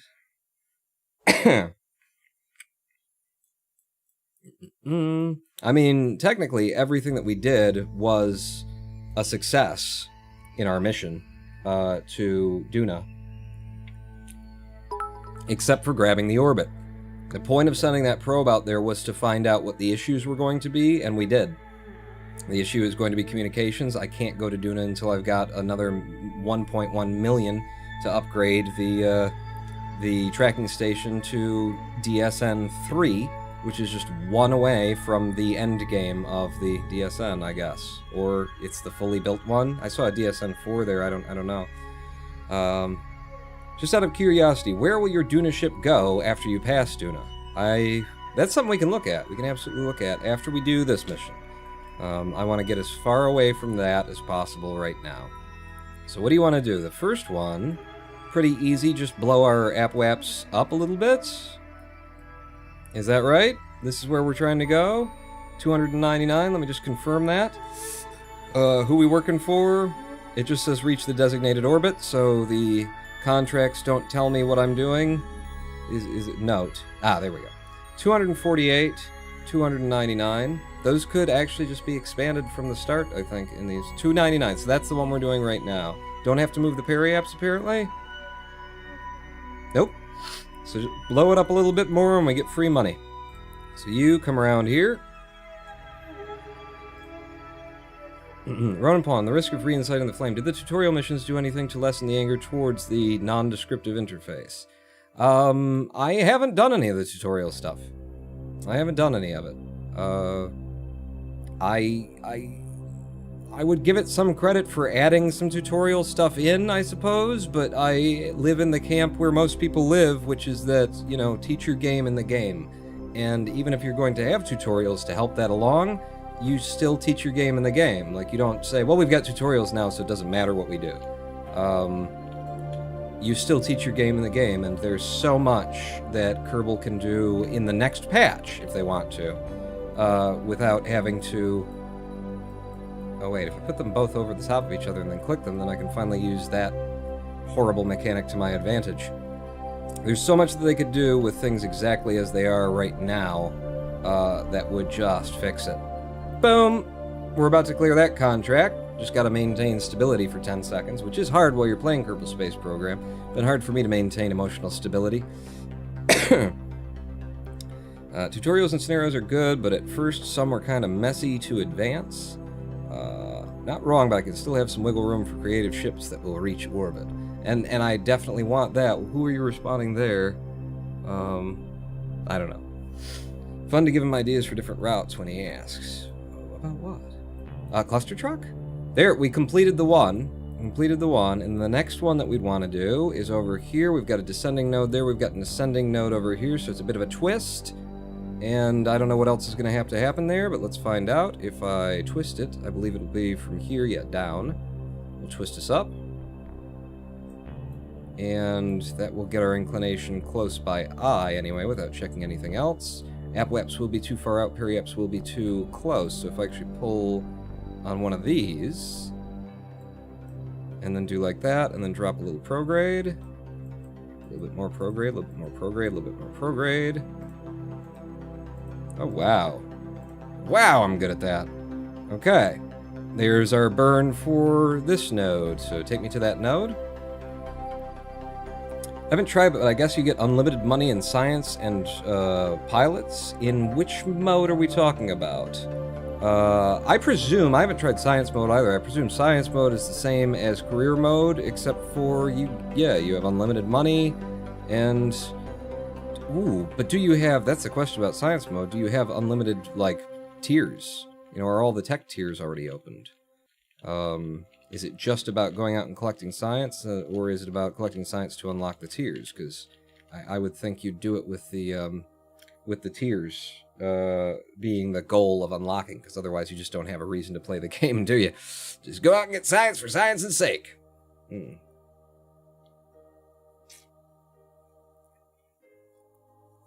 Enough power, and I could probably get the VAB to orbit in sandbox mode. Definitely get chunks of the VAB when it breaks apart. Science mode is infinite money, only gotta recover science, but what about the tech tiers? Do you have to unlock the tiers? Surely you gotta do that. That was another part of Dude in comment section's comments, was there's science mode and there's creative mode, you can figure that stuff out there. And of course my response was, no, career mode is where you teach people how to do those things. Silly, silly boy you. Because overwhelming players with sandbox mode, that's the whole point of, like, it's a huge part of the game, you know? If you open imagine you're a new player to KSP, never seen the game before, maybe you've seen it before, but you open it up and you've got all of creative mode's shit going on in there. And what you've got then is like 30-some engines. You don't know difference of ISPs. You don't know which engine is going to be good for at sea level or in atmosphere versus what's going to be good in vacuum. You don't know the power level of these different things. You don't know which one is a liquid fuel burning engine and which one's a monoprop burning engine and which one's LFO from liquid fuel to monoprop. You got all these engines staring at you, different qualities, different characteristics. New player, never heard of an ISP, a periaps, an apps, any of that, and you're just going to drop them into sandbox mode? Fuck no. That's a bad idea for the player. The player should go to career mode. And then the career mode is designed to unlock these parts as you go, while giving you missions that would help you to understand how the mechanics, astrophysics, and rocket science work, and what you should be doing with each part by unlocking it at a relatively the same time when you're getting missions for it. And letting you have the, creative freedom to do whatever you're going to do when you're going to do it. Explore, and you can do it all, but you put the missions there and you frame the missions so that new players who don't know anything can, get as much information about how to play the game in the game while they're playing it by just nudging them with the missions and the way that you unlock parts. These are all ways that you communicate with your player. We're literally talking about here the concept of in a survival game, which is basically what Kerbal Space Program kind of boils down to in terms of like design elements. And if someone at KSP would have realized that, maybe we would have got a better game. In terms of design elements, it boils down to a survival game in the aspect of you start out, you got nothing. You go out, you collect some sticks, and then with the sticks, you know, look in there and it looks like, oh, I can make an axe out of, you know, sticks and a rock and some twine. So you collect rocks, stick, and a twine, now you made an axe. Okay, now I got an axe, now I can get more sticks, more wood and stuff. And then because you got more wood, you can now do this. And then you got the wood, so now you can like make, if you got some more of this, so you can make a pickaxe. Now you get a pickaxe. That's how survival games go. And that's not, you know, that is all built around the idea of slowly evolving your gameplay while teaching you what you do with each of these, what is the value of each thing along the way. That's basically what Kerbal Space Program breaks down to when you look at it from a gameplay design kind of a thing. And what they didn't do well, at least, what maybe they tried, what they didn't do well is, you know, introducing the parts at the right time that you've got the mission. You just gotta like there's 3 legs to the stool here, you know? Introduce the part, the mechanic, and the use. And they have a tendency to introduce 2 of those legs at once, and that makes a stool that just falls the fuck over. Doesn't work. Coolest part about learning this game was learning so much about the actual rocket science. The game being fun was just a bonus. Only version of KSP Pawn won't bitch about is... What is this, like 0.01 or something like that? The first KSP that I played about was 0.024, I believe, was where I came on board for Kerbal Space Program. So that's 2 missions, boom, boom, right in a row. Position this satellite again. We got them done. If we go down now to Kenneth's Lunar Science Base, we have a mission to return science from, I don't know, either, you know, lunar surface or lunar, I don't know. We'll see. Maybe we can do it. Maybe we can't.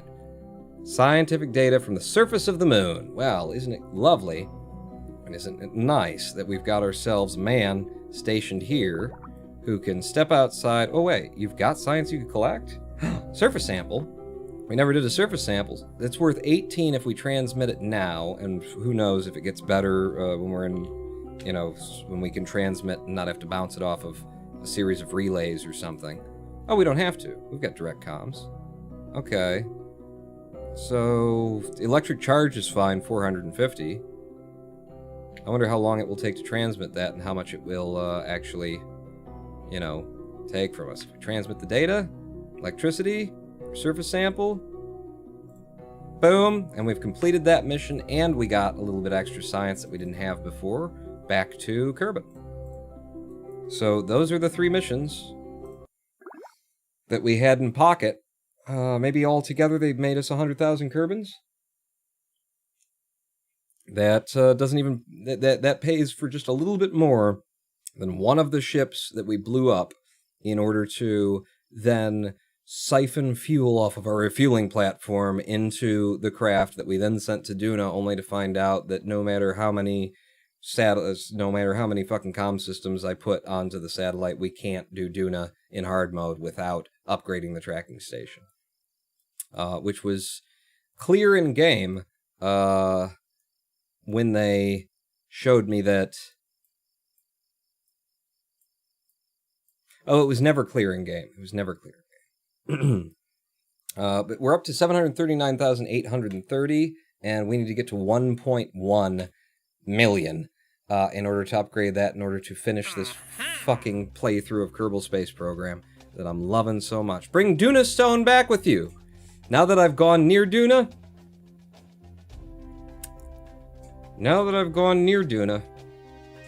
they're giving me Duna missions. No, there's no way for... I could send... You know what? I could just send Kerbals to the surface of Duna. They don't need comms. They can control the ship. Couldn't send any science back, but it would get it done. It would get it done, wouldn't it?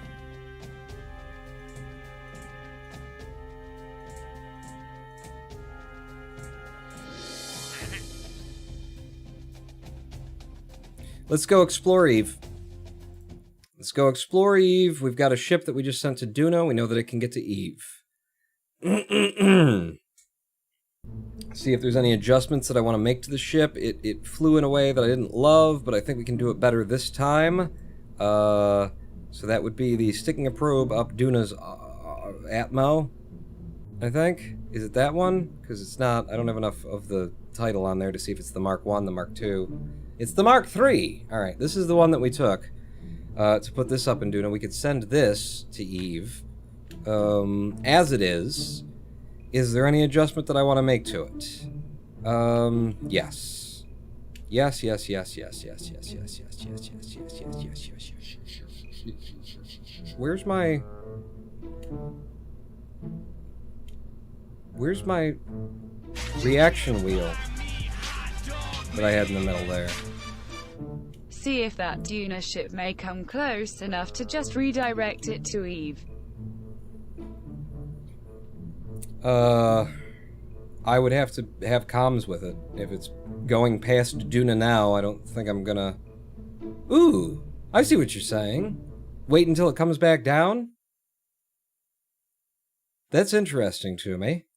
That would make this not just a big waste. If it comes back down, the comms would be the issue. I mean, the timing would have to be fucking magical for us to be able to communicate with it, to bring it down, and Eve is in the right place, and everything else. Sticking a probe up Duna's Atmo is here, and it doesn't, it's just projecting when it escapes Duna.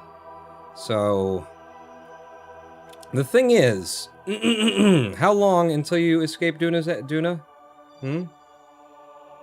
One day. Yeah, fuck it. You can escape Duna. We'll see where you go. Go ahead. Go ahead. It's a day.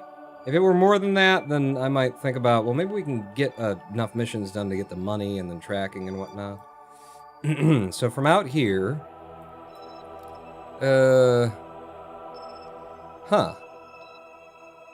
Eve is there. We drop it down. Eve's going faster. We're not going to catch up with it. Let's look at it. I won't be able to make a fucking maneuver node to see, though. Shit. Pawn, I think you can tell the game to project more patches in the conics. Don't remember the exact setting, though. Oh, yes. I think you're right. I think that is in settings. And I thought the ship design had the aerodynamic profile of a brick. At least that's what accounting keeps saying. It was fine. It came up fine. What do you mean? It's fine. What I would have to do just to get comms with it... We'd never get comms with it. Maybe down here we'd get comms back with it. And that'll be years, right? Because we're way outside, Kerbin's going faster than we are, we're gonna be going way slower, Kerbin would... that's not gonna work. That ain't gonna work. Gifts and Gravy TX, thank you for the subscription. Welcome to the Big Dick Fuck Kerbal Club. The parts of this game that work are brilliant. It's the parts that don't work that make the thing frustrating, because it could be even better if they were just better designed, which is why Pawn feels it's worth the time to point out the flaws. Yeah. And right now, due to recent events, I don't know that there are any good things about Kerbal. You know, yesterday there were good things about Kerbal. Right now, I don't know if there are any good things about Kerbal. It flew lovely. We just need to fly it better. But what I'm noticing is a lack of the wheels that we put on it. In this version of the craft, did I take off the wheels or something? One way or another, what I wanted to do to change this vessel was to make it a little bit more reactive, and I didn't want to do this the first time we built it, because it messed up my design. But if I do that, and then I pull you down, and then I got all that going on, I'm going to say that's good. That will put the reaction wheels on this part of this ship, which will make it like more reactive once we're up there, because this one wasn't, and it will give us higher point of reaction. You know, where it do with the B. Could you create a massive satellite full of comms that could reach out further than the KSC? Apparently not. There is a point at which the diminishing returns are like, it just doesn't work.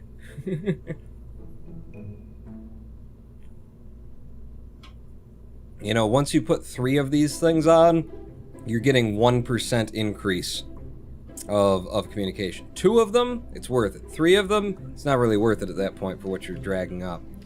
Knowing that, I could reduce the weight that we're lifting up by changing the design, but I made this design. It's fucking cool.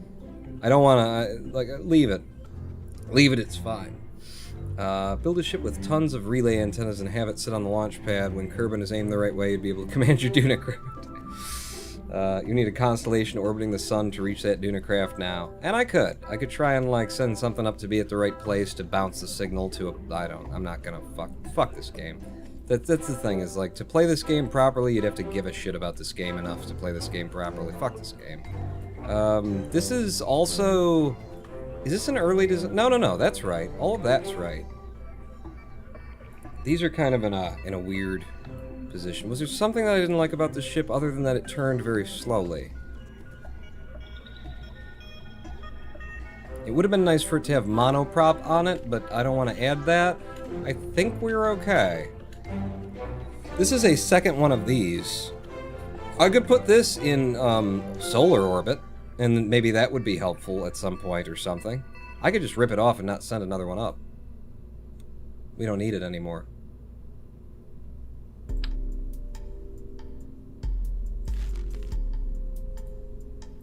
We don't need it anymore. Fuck it. You know? What about fuck it? Anybody think about fuck it? And that's going to increase the delta V for, like, everything. How did that work out? Yeah, that's 300 meters per second extra delta V for us if I just throw that off. We don't need another one. We've got one up there. Leave it behind. It's a neat craft, though. This would be the Mark IV...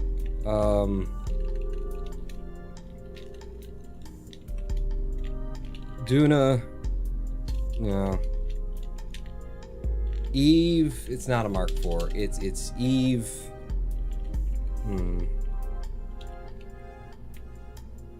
Eve Listens. Eve Listens Mark 1. Can you hear me? You fucking hear me? Eve is supposed to listen to us. So, don't need that. Going to have...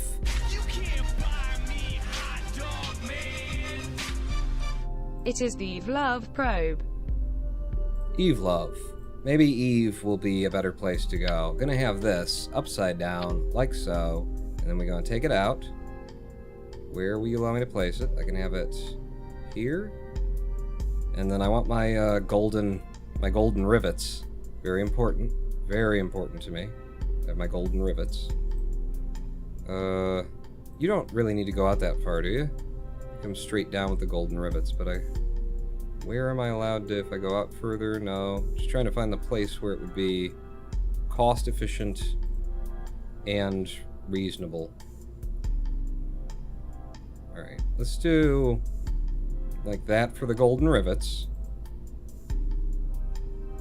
And then, fuck it, I'll take it straight down and not be silly about it like I was last time. So you need a blue. I'm gonna need a blue for an attachment point down here. I mean, if I can get it down here, we're not allowed. Ooh, I had a blue attachment point there, but if that's gonna be the thing...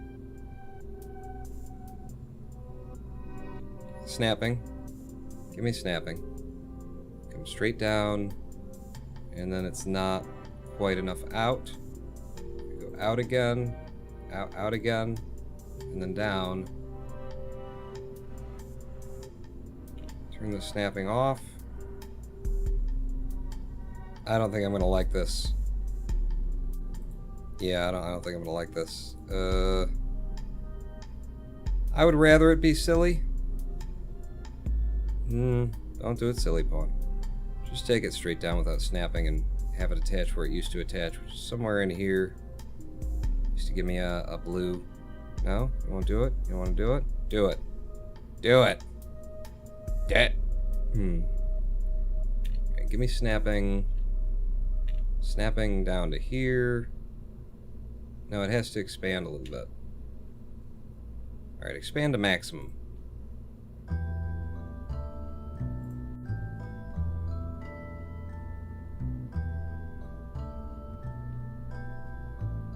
Almost. Boom. Okay, that's us, apparently. And then let's put one of these on. One of these on. I wonder if this would be worth it for the better aerodynamics. On a perfectly aerodynamic ship. Yeah, we'll make you that color up there, and then you needed the one that had the gold strip in it, because I really like the way that that looked. And then we've got a bit of a clown hat actually going on. That's going to look pretty neat once we get it up there. Yeah. So that's that. It's got the SAS. It's got the you know, fins to control it. It barely gets to orbit, but it does. These are not in a place that works anymore.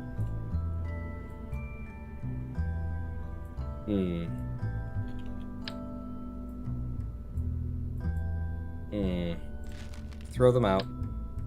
Throw them out and rebuild them. Look at this. RCS this time? No. I can't be bothered. I can't be asked for the RCS. Maybe if I move it down. There. And then F. That's local. I do want it to be... Nope, C. Me snapping. Snap it to a place that's like, you know, an official position for snapping, apparently. Okay, yep, go through. Come on up. A little bit down, a little bit up. Doesn't work. Fine, fine. You. Are you absoluting? I guess you're absoluting. Yeah. And 3, absolute me here. Alright. You. Local. In. I needed it in 3 times symmetry. I forgot to put the symmetry on. Doesn't really look right anyway. See, the problem is that these 3 are at a different sort of a thing than they should be.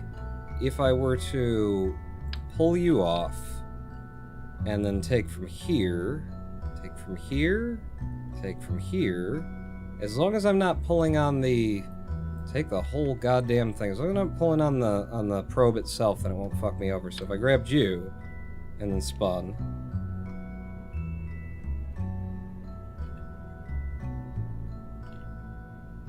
That's the opposite of the SRB's connections.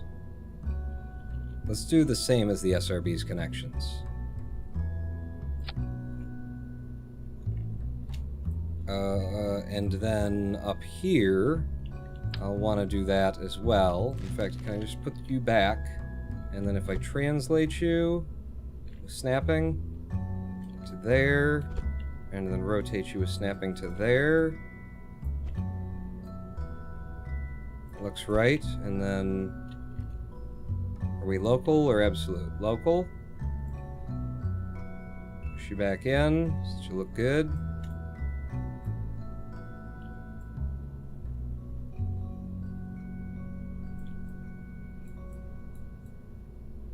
Why are... Oh, and then these things need to move too. So you... 3 of them. You're in the wrong places. God damn it. Do you actually fit there, though? No. Because of the position of the hex. So that's why this was the way that it was. Fuck.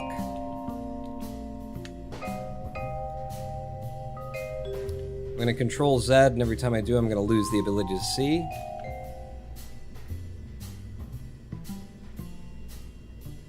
Right, you're back where you were. You're back where you were. If I just take it back to where the SRBs were on. Okay. See, the idea is to spin these counter! Yeah! Counter to that.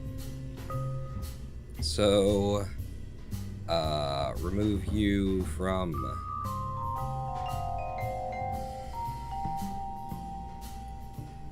From where? Here? That might be better. And then I'll try going counter instead. you. There, and then I think that's what we want. If I put you back on. Yep. That's like that. And then it's a matter of, can I make these do what they need to do? Put you there instead. Everything's still in a good place. Okay, I think that's right. The only thing is, like, do I like these? Yeah, they're fine. You're centered, the lights are still in a good place, everything's still in a good place, but we've got the, ship is sort of, it's built, you know, on this axis. And then I will need to reattach some everythings. But okay. Does this actually connect now, is my question. If I were to just from you, with snapping, to you, and then over to here. And then another one of you. Gimme. Thank you. From you. To you.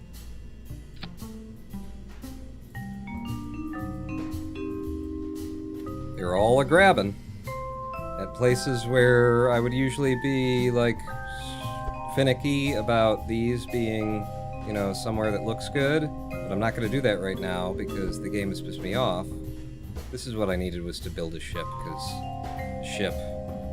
shipbuilding is nice. That's nice, at least. Are you guys on different... Not quite symmetrical, are you? Well, what are you gonna do? Close enough for government work, is what I'd say. And then I need that fairing again. Build the goddamn fairing, because the game doesn't remember anything that you did just a second ago. Place a flag on your dorsal. Ooh, that can be helpful, huh? Can be helpful to have a nice dorsal flag, baby. How hard can you come down?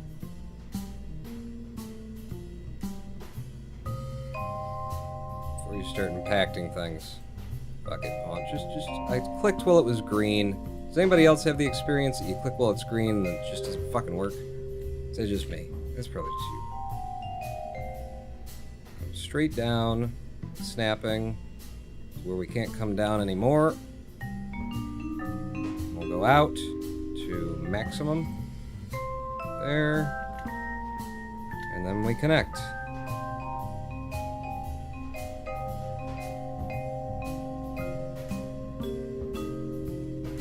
On the 1 pixel where we can. Hey, that looks nicer. It looks nicer is what it does. Flag on my dorsal. I mean, this should be my dorsal, right? So...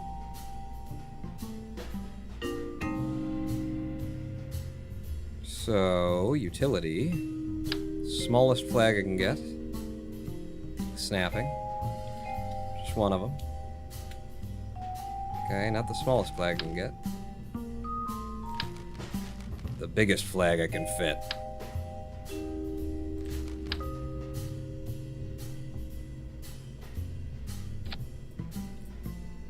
Yeah, I think that's my dorsal side, and then since the flags all hover... Don't worry, guys, it's just a brand new part that they just integrated. It's not a sign of anything being kind of... Let's do the 1.25, because it's not gonna... Oh, wait, no. The 1.875. It'll look a little bit better. Slightly more so. A little bit less like it's hovering. Just a little bit, though. Yeah. Because you can't get them, and then they'll start penetrating if I move it any closer. So that'll have to do. It's my dorsal side, I think. Pulling up and pulling down. No, that would be right. Right and left would be that. My dorsal side. Fuck. I'm completely wrong here. Right and left. And then up and down. I want to go... I want it here? Well, tell me nose down, pull up. Yeah. Yeah, that's where I want it. Shit. And the nearer I put it toward the bottom, the more it'll look like it isn't hovering. There you go, that's dorsal, I think. Flags aren't built to go on the nose cones is the problem they're pulling. Oh, no, that's not the problem. Would you like me to prove it to you? Let's see. The 1.875 meter, and then I'll put one on here with snapping, and then we'll just go ahead and zoom up on it. Oh, hey, is that the back of that flag? Is that hovering?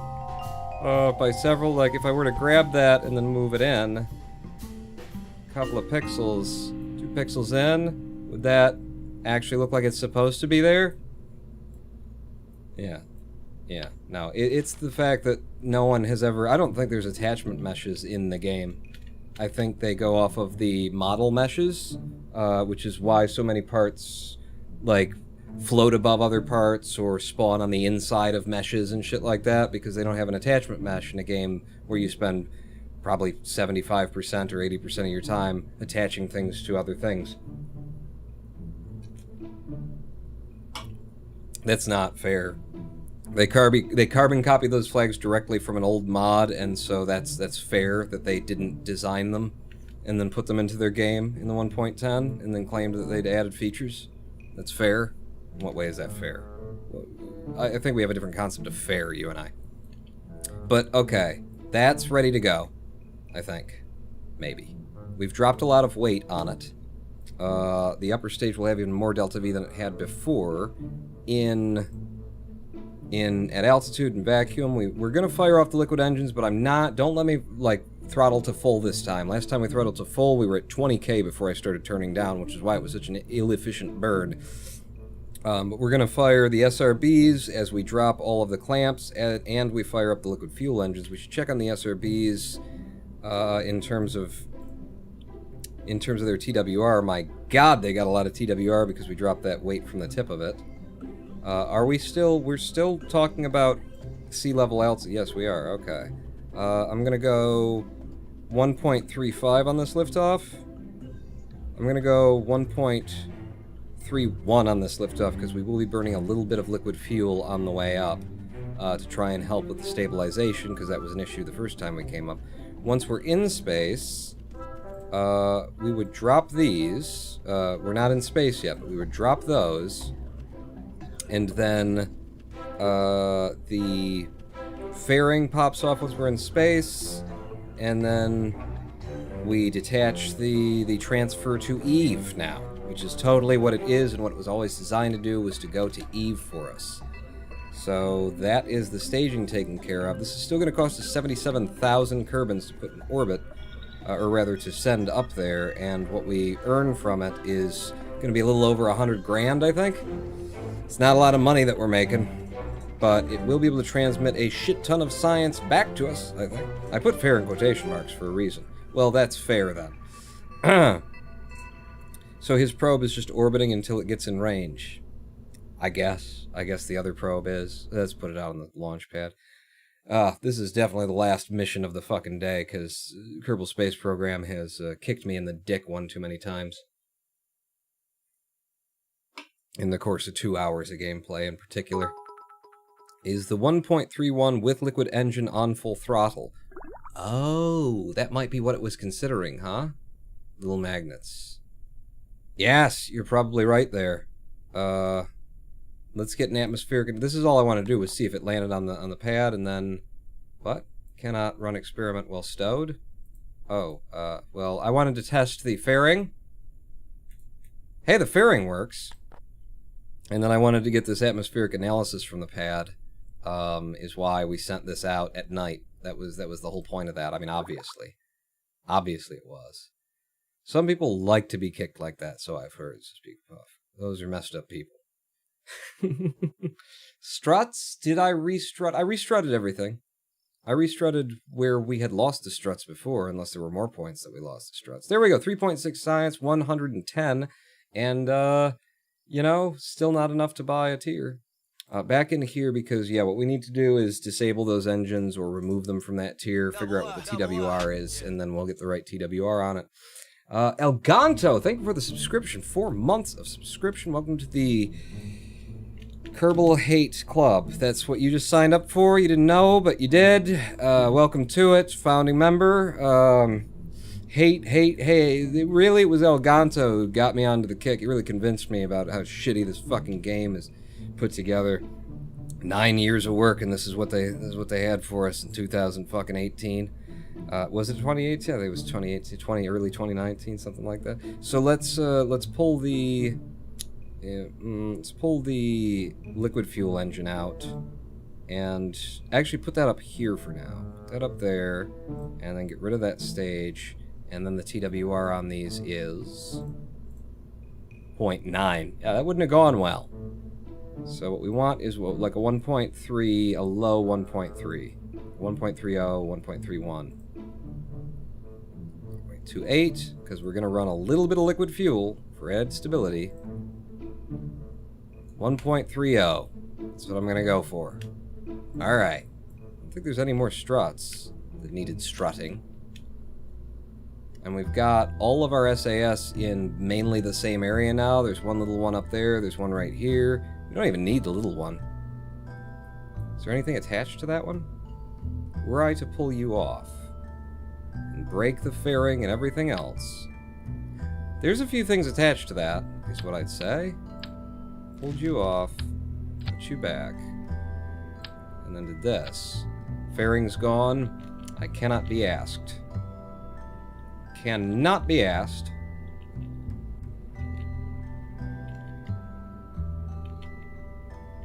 To do yet more work on this son of a bitch. Alright, having control Z'd.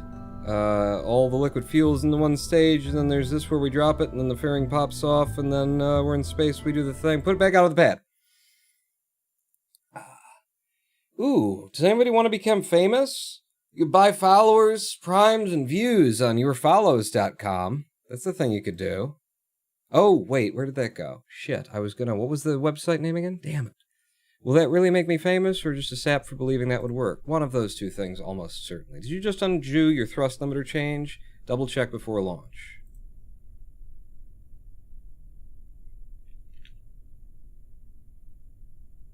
Fucking cocksucker. I had already adjusted the thrust limiter, but thank you. I forgot about that. It's been so long. I forgot about that. Changes to right-click menu, settings, do not save, for purpose Ronin on. Control Z undo. That's an old problem. Been around for fucking ages, hasn't it? Still think you should make the craft manned. Comms might be an issue again. I didn't make the craft manned, and I don't want to sit here and make a craft. I can give this game another half hour, 45 minutes of my time, maybe. Piece of Scabies, thank you for the 100 bits. Hello, Peter Taylor TX. We're coming to that point in the, in the Kerbal Space Program arc where you hate the fucking game and just want it to just burn. So look forward to Cluster Truck Twitch percent on the next live stream. We'll come back and get the fucking money that we need and go to Duna at some point, I guess. Once more, moving this off to there and then checking the TWR. Checking the TWR is back down to 0.9 because, yes, indeed, changes that you make here do not save for the purposes of undo. I was well aware of that for a very long time. And nothing's changed in the years that I went away from the game. Why fix something that isn't completely and totally fucked up and broken and annoying to your players? Why would you change it? There, TWR, launch it. I could put a Kerbal in, like, oh, I don't have him yet. I was going to say a bike seat. That would be the only way that I'd be willing to do that. Just shove him in a bike seat. If he can grit his teeth and make it to orbit, then more's the better for him. Ready to launch. Move the liquid rocket back into the first stage. Oh, yeah. There we go. SAS on, throttle to almost none. And, ooh, the moon's in a lovely place. What a lovely... It's a wonderful night for a moon dance. With the stars up above in your eyes. Fantabulous night to make romance. and to just fuck till the sun rises.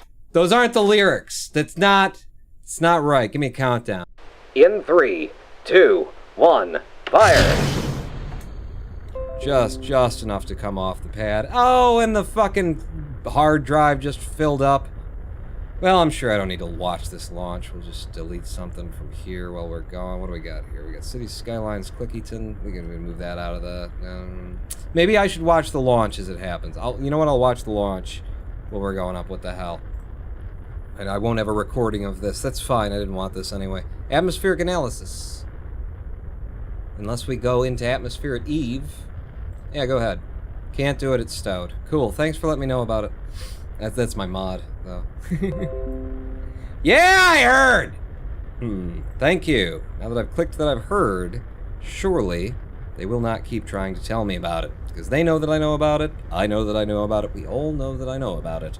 There's no need to make an issue of it anymore.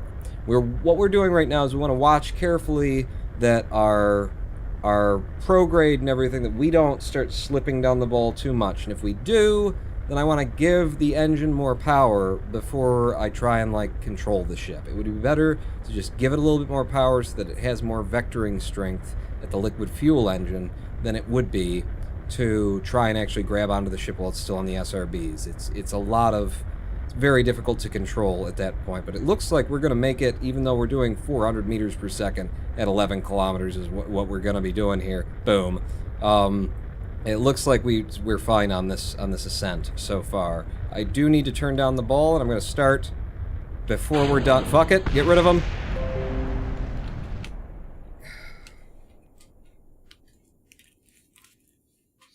I'm just going to go.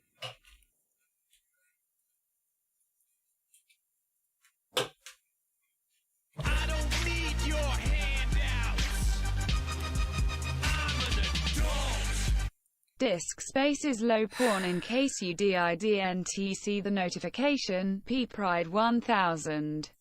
Yeah. Because I didn't have enough shit going on. Ronin on. 1 star.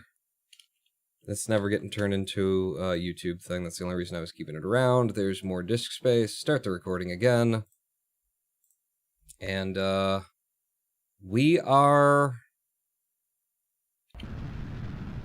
to the point where I don't care.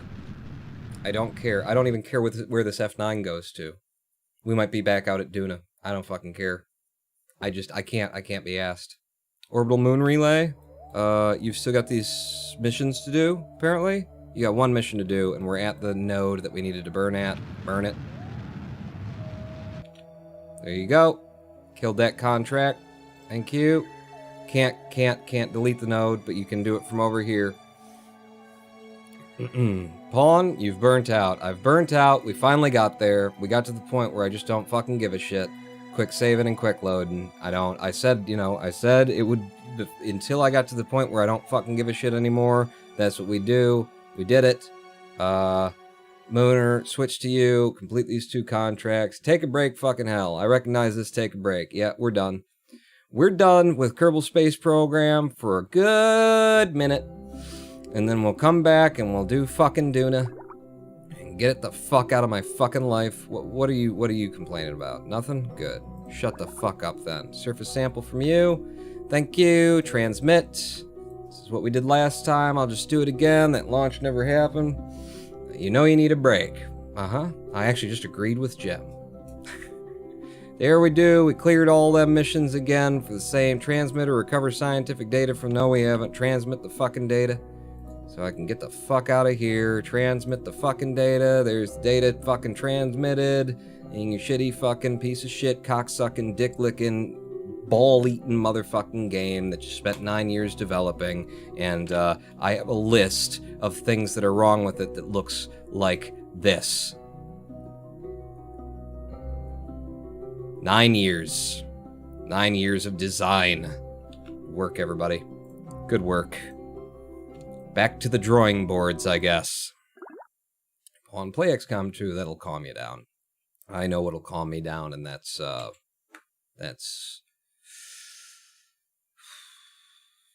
requesting a refund for Kerbal Space Program. That's what'll calm me down. Ladies and gentlemen, boys and girls, thanks for coming out. I'm fucking done. Oh, how done I am. Okay, pause game, click to menu.